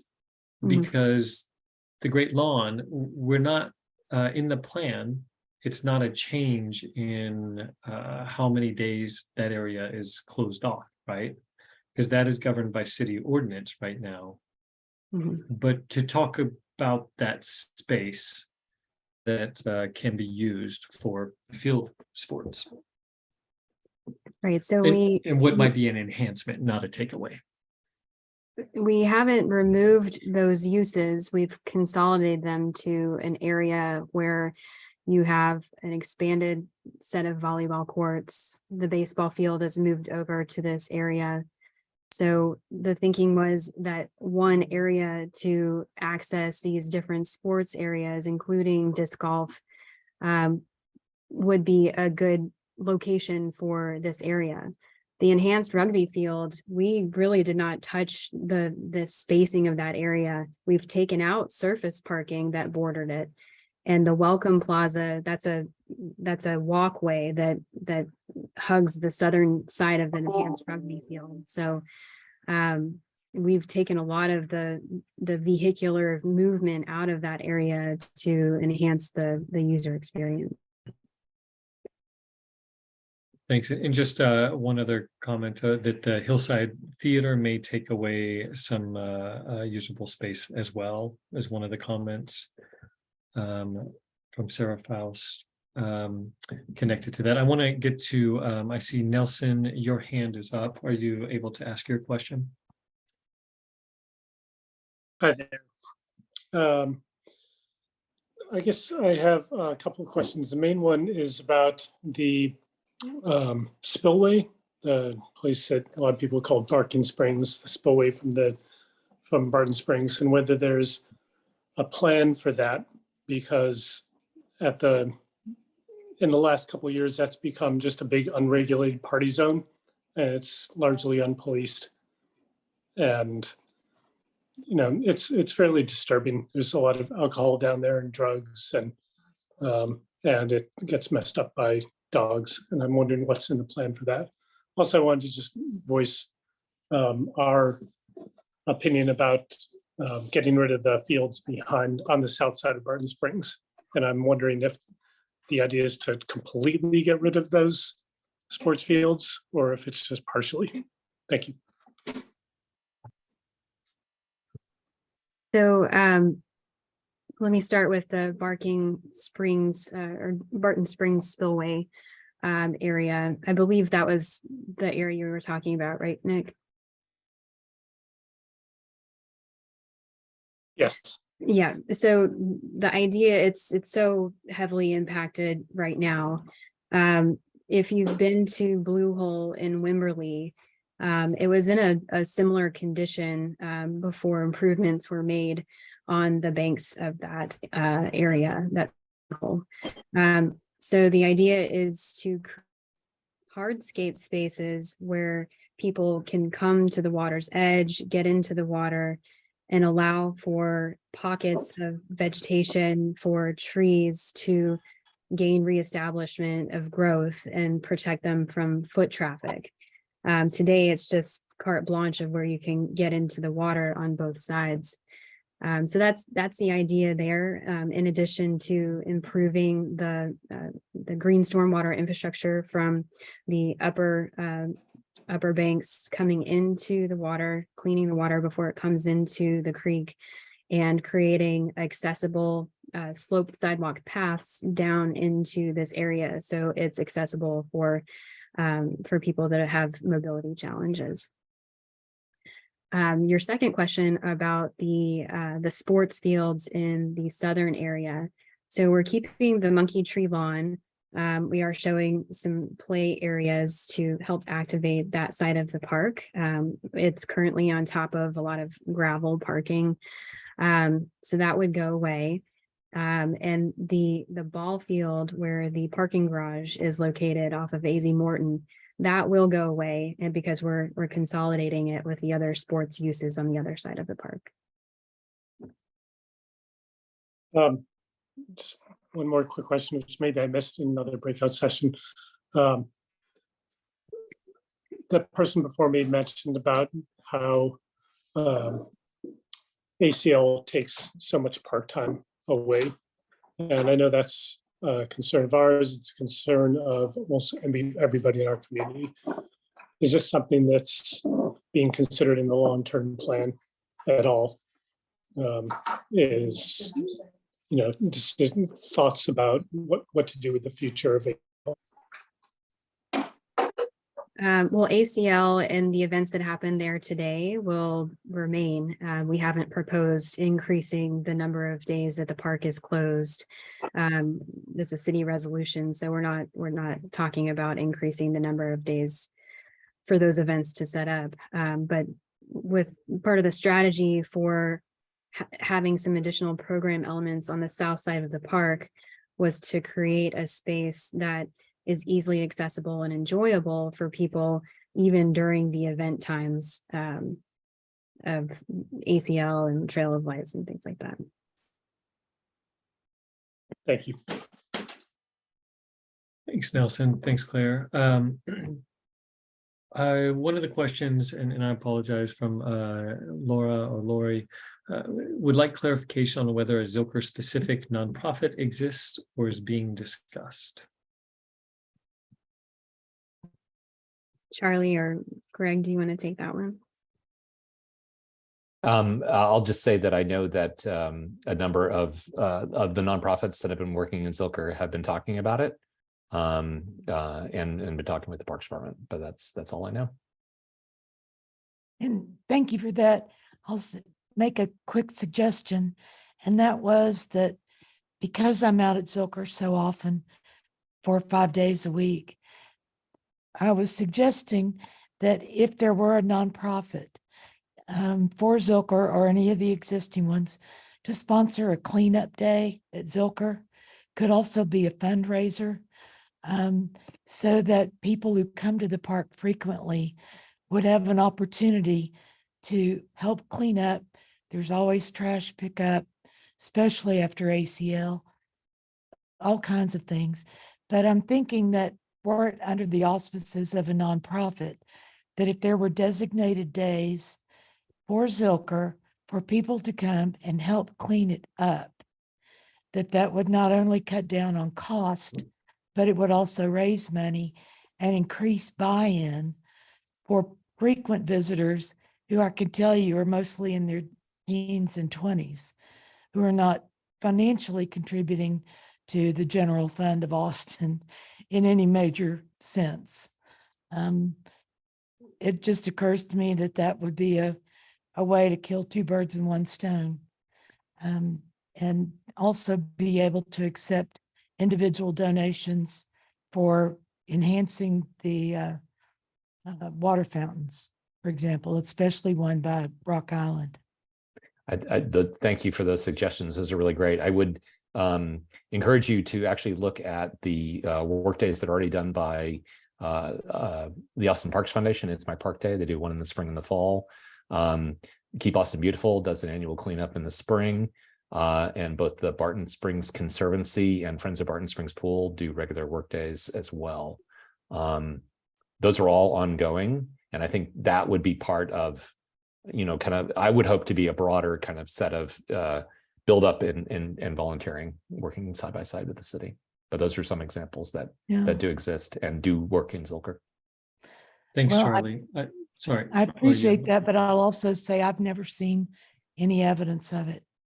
So they may exist and they might be there for certain people, but I don't see any general notification or public notification of those. So I would argue they a work really suggestion. hard to do that. So I would check out Yeah. their websites, please. Okay. Always more work to be done, both on outreach. As a person who does outreach, I know that that's true. I see a hand up from Mark. Mark, let me get to a couple of these chat questions that are coming up, and then I'd love to have it for you. Philip is asking about implementation of sports courts and sports complex. And Philip, I just want to remind everybody also, this is the draft vision plan. And we are happy to take comments, general, and then after the vision plan is approved, it becomes the final vision plan, and then some of the implementation of elements in the vision plan will then go into the process. And so that that opportunity will arise depending on how the vision plan is finalized. But if you have suggestions, you can always provide suggestions as well. And then are there proposals to move ACL to another site? Was that a part of the consideration of this vision plan? Early on, we did explore that as an option, but our community engagement from earlier on also let us know that there's a lot of people that enjoy the events that happen in the park. And so that is why we are proposing that they stay. They bring a lot of outside visitors to the park that are able to enjoy Austin. And they also bring revenue to help put back the Great Lawn and other improvements in Zilker and other city parks throughout Austin. Thanks, Claire. And Mark, because I promised Elizabeth that we would get to her question we didn't have time for earlier, the Siglo DW excavation fill strategy, slowing myself down, to restore the landfill is high cost. Since it is considered to be a high benefit, then why hasn't a phyto remediation feasibility study for the landfill been conducted, since phyto remediation would be low cost and a greener solution? Well, I'll start off and then hand it over to Jonathan Ogren if he's still on the call about A phytoremediation study would not have been within the scope of this vision plan. But Jonathan, if you want to expand upon that. Phytoremediation is used to clean up brownfield sites. And so phytoremediation, essentially, the idea is that plant material, the roots and the like, go down into the soil. The toxins, some of the toxins are brought up into the material, and then you rid of the above ground biomass and put it into a site. At a landfill, you have heavy metals and other elements that may not be feasible to phytoremediate. As far as we know, a phytoremediation study has not been done for this site, nor was it in our scope, as Claire mentioned. But what we will say is that there are 17 acres along Lady Bird Lake that are on both sides of Mopac that are an underutilized site. They're a degraded site that was used from the 40s to the 60s for generally household waste. And when we look at best management practices across the country, there's two options. Make sure we have a good cap and then put soil on top of that, and we can use that for growing plants. We can make that a recreational field. Listening to the citizens of Austin, we understood that natural areas, ecological uplift was a very high concern. And so we are looking at restoring that, whether it be riparian woodland, upland woodland, or meadow and savanna. And so that is what's in this vision plan. And so one of the big pieces from an ecological perspective of this plan is returning 17 acres of Zilker Park to us for enjoyment and for ecological health and biodiversity.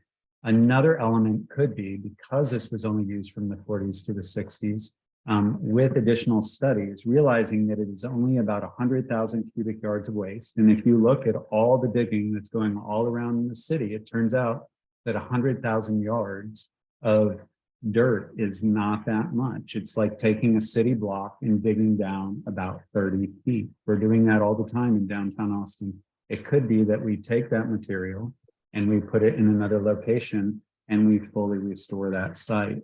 And so remembering the value of this site, remembering the value of the park, there's definitely a need to think about these natural areas and what we contribute to them for the long-term impacts of this site, and that landfill is one of those. Thanks, Jonathan. And I see Bill is also adding that it may not be necessary to remove, but let the trees grow. If there are toxins, they are better locked up within the biomass. No need to cut it down and haul it off as a possibility. The problem is in a functioning system, and again, we're not doing phytoremediation, and that's something that could be studied. It wasn't part of ours and hasn't been done before. That means those toxins would then be degrading on the top of the site, so it would be exposed to the system as a whole. So I really appreciate it as an idea. That is, it's a more complex concept than, hey, let's put some plants in the ground and they take up the toxins. Thank you. And then Mark, thanks for your patience, if you're able to ask. Yeah, sure. So one thing, there's certainly some good things about the plan, the added shade and like the ecological uplift and all that, but I'm really not a fan of removing the sports fields, or actually shrinking the sports fields, on the south side of the Springs.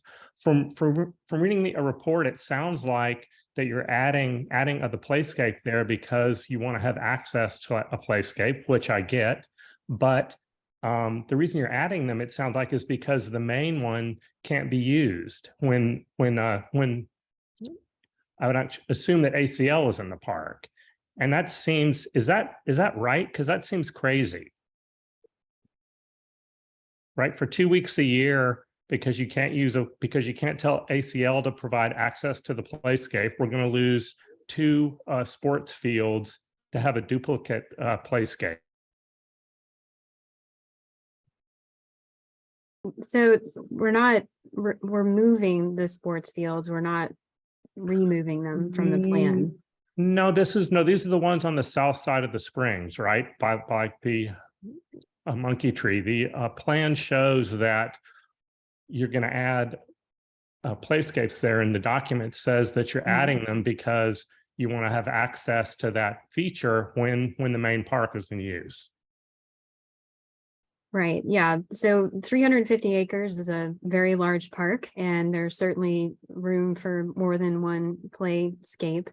And the thought around having multiple play areas around the park is so that you could disperse that use of everybody going to the one play area, which is so crowded on a Saturday. Everybody wants to have their parties there, and the parking is non-existent. So having multiple choices for where you can go for that play area was part of the thinking behind activating that space on the south side of the pool in a different way. Right. I think what your document says is that it was added because you wouldn't have access to the main one when the park was in use. And so to me, I don't like losing sports fields for 52 weeks a year because we can't make ACL let us have access to the main playscape for 2 weeks a year. So that's my comment. Thank you. Yep. Thanks. Yeah, I think we'll continue to look into that. I see a question. We have about 3 to 5 more minutes left. We may not get to all the questions as we anticipated. For those who are able to come out to see us Saturday in person, you'll see that I'm not as tall as you think I am. And also we'll be able to talk to you more and have more conversation on Saturday. Also, there are questions that people put in the comments in each of the rooms. We will be sharing all of those questions, and I know that the planning team will be reviewing all of those questions and thinking about responses. And I don't want to, because I don't know how many questions are left unanswered, but I think that we would like to be able to review all those questions and identify which ones we may have missed. So that being said, let's get to some more questions. Are there plans to move the rowing dock to another location? And if so, what is the motivation for the change? Yeah. Yes. Go ahead, Claire. Oh, so the rowing dock is moving based on the draft plan to the east side of Mopac. And that takes it out of the nature preserve area. And it makes use of that parking structure to serve multiple facilities, because we've heard that there's parking issues clogging up Stratford Drive, the parking lot itself. So capitalizing on the parking structure there, that would also serve Botanical Gardens, the Nature and Science Center, the Butler Hike and Bike Trail, was the purpose for moving it to the east side of Mopac. And then the access to the water would be, you would go under Mopac to where the water, the slope to the water is a little more gentle. So that's the current consideration now, but certainly receiving comments on that. And I know it's almost 8:30. As people drop off, Lucero, do you mind just dropping it one more time in the chat for where people can do that? And let's continue answering some questions. I know some people on our team may need to drop off. If you need to do that, please feel free to do so. Anne is asking, where are the restrooms for the big field and Barking Springs and south side of the pool?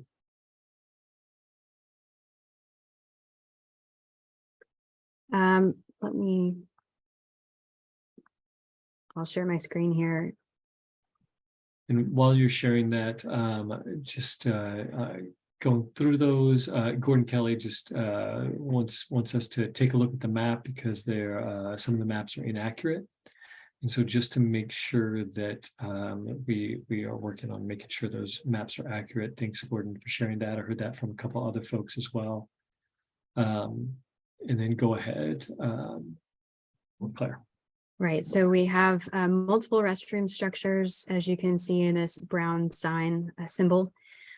So these would serve the Barton Springs pool area. There would be one co-located in a parking facility And then there's another located close to the playground areas, which if you have children, you would maybe agree that that's a good idea. And then another one that could potentially serve those who are walking out to the trail, Violet Crown Trail.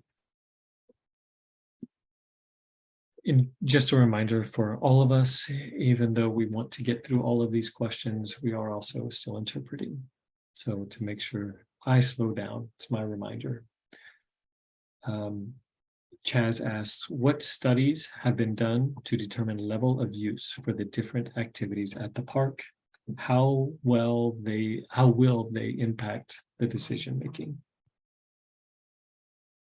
I'm sorry, Justin, can you repeat that again? Yeah, talking about the levels of use for the different activities of the park and how will they impact decision making?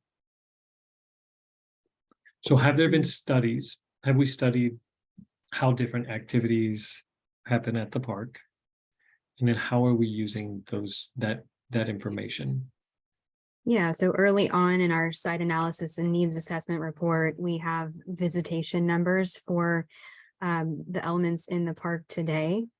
And so we took that number to arrive at a total number of visitors. And we know that the population of Austin is growing. So as far as like the numbers of people that would use the new playground, we don't have that level of information, nor would I really know how to arrive at that. But I think generally the plan is accommodating for a growing city, but also trying to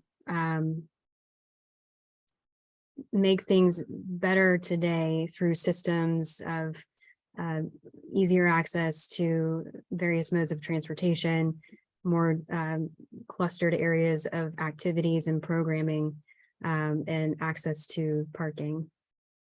Chaz, do you need to clarify? Yeah, just as a follow-up question, I'm wondering if specific studies have taken place, for example, to measure the amount of use of the disc golf course compared to the polo fields, and how those studies will impact the decision-making for those areas. Charlie, do we have specific numbers on the disc golf?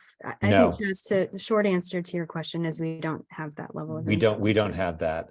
So what we do have is we do have all the specifically used or managed areas within the park. So as an example, we have a good handle on any area that charges admission. So the pool, we have a good handle on Botanic Garden, and we have a good handle on the Nature and Science Center.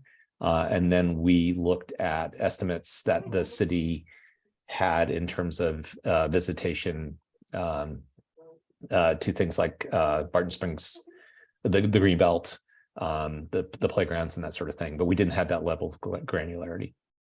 Okay.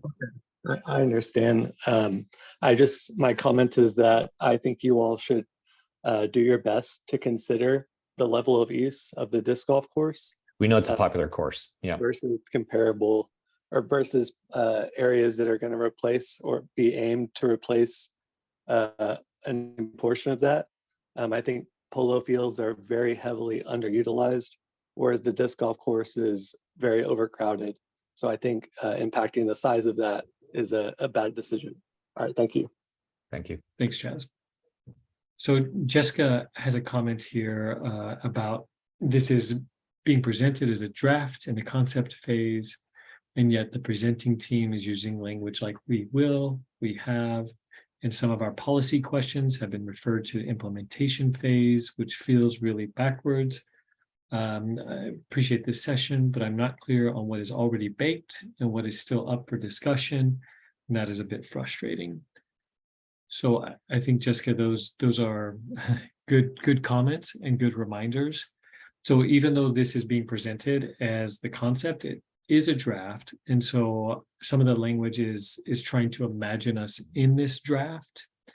And I think that is part of it. And then Claire or Greg will be able to clarify the vision plan is that high up view. So the implementation and the details of how it happens will come in phases and over time. And so that's where I think I've been one of the people to push back a little on some of those details that come out with specific design development or schematic design of particular places.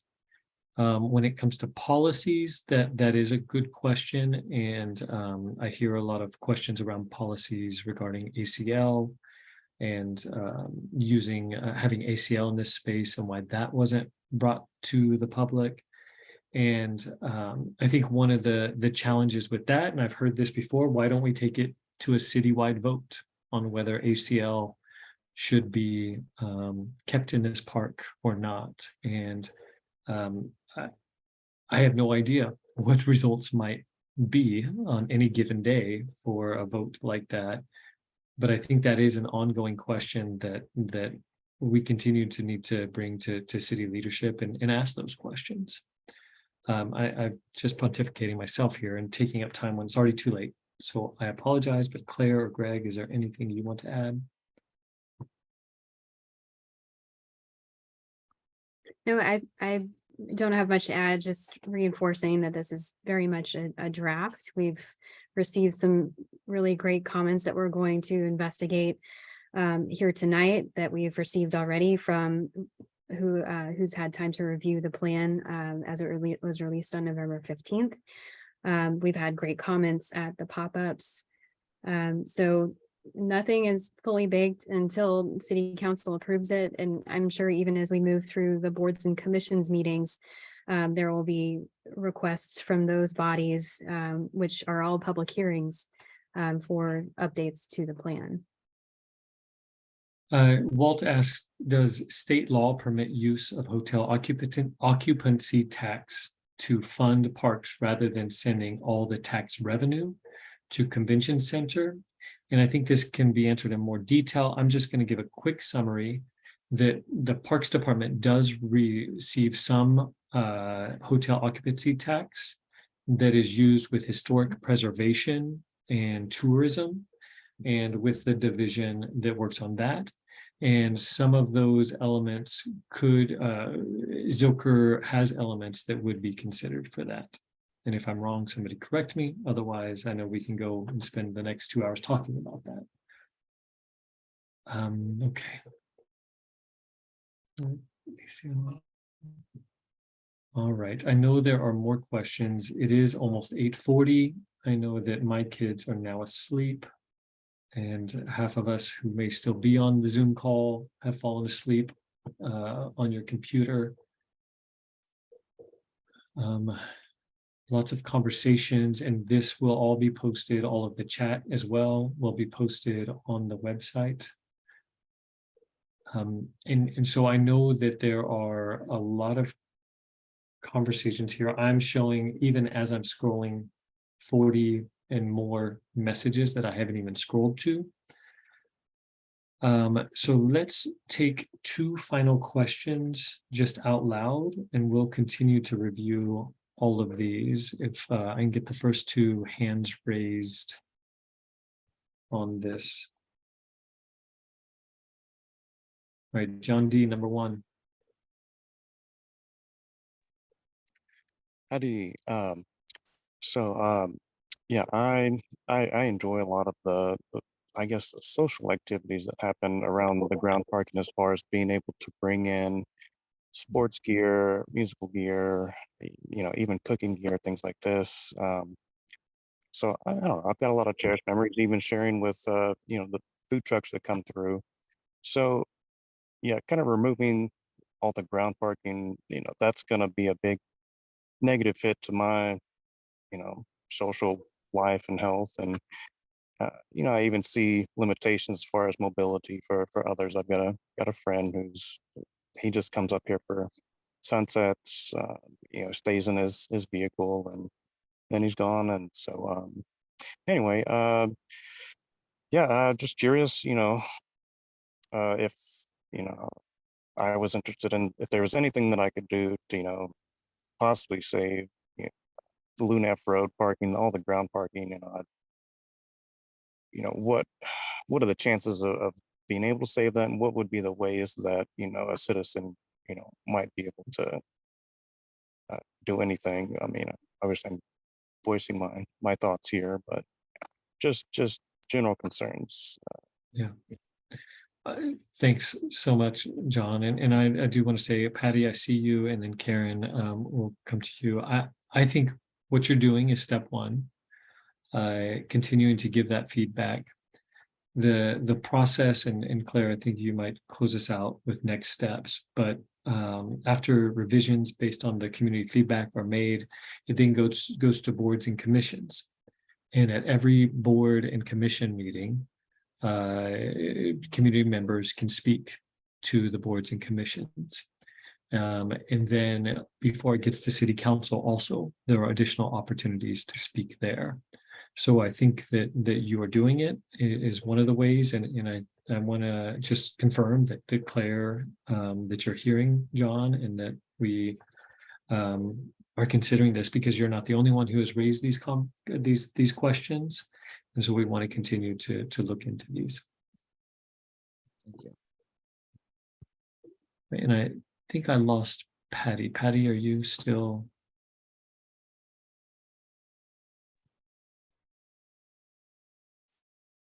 Okay, Karen. I don't see her name on the list anymore. Yeah, thanks, Karen. If you want to close this out with a question.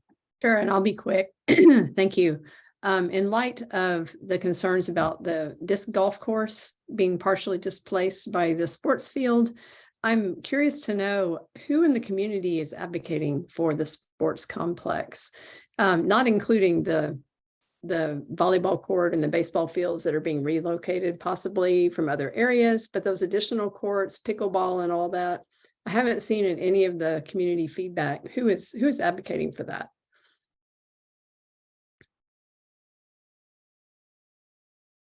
Well, when we had the 3 concepts in February, we had the sports area outlined in various locations or options within the park.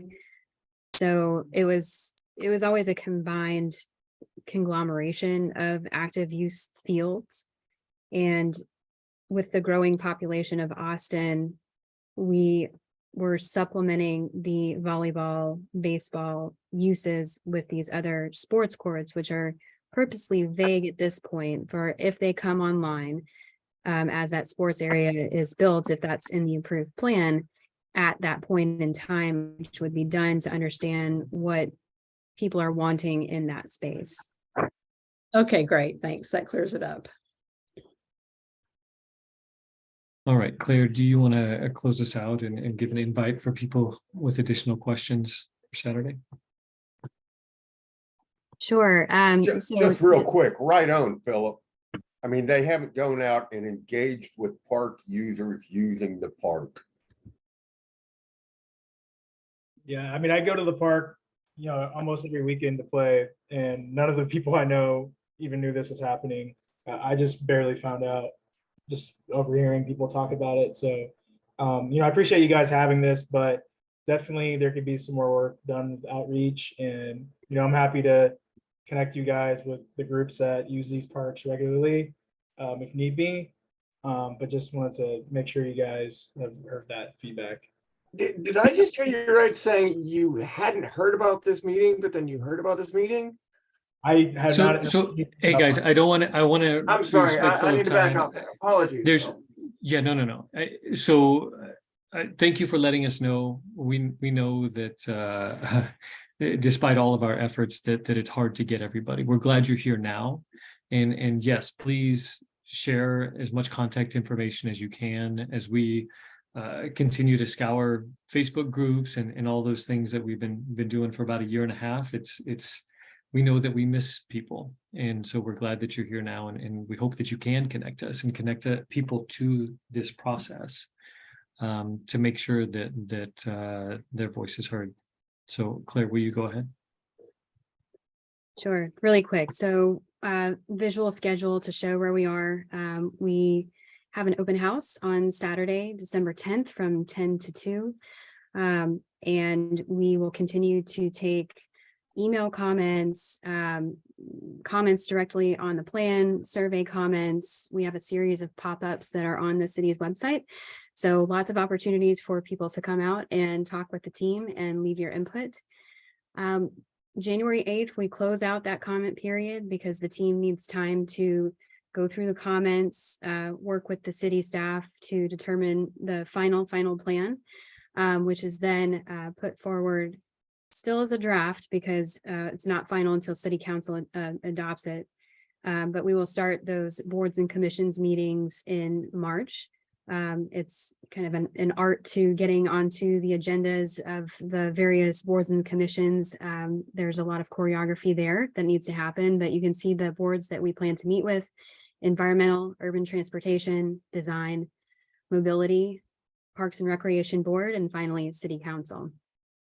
So those dates will be published as soon as they're on the agenda and ready to go. But it's right now scheduled roughly for starting in March and wrapping it up in early summer.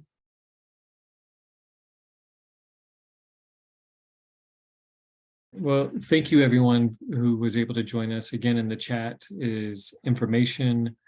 We also have the webpage, austintexas.gov/Zilker Vision.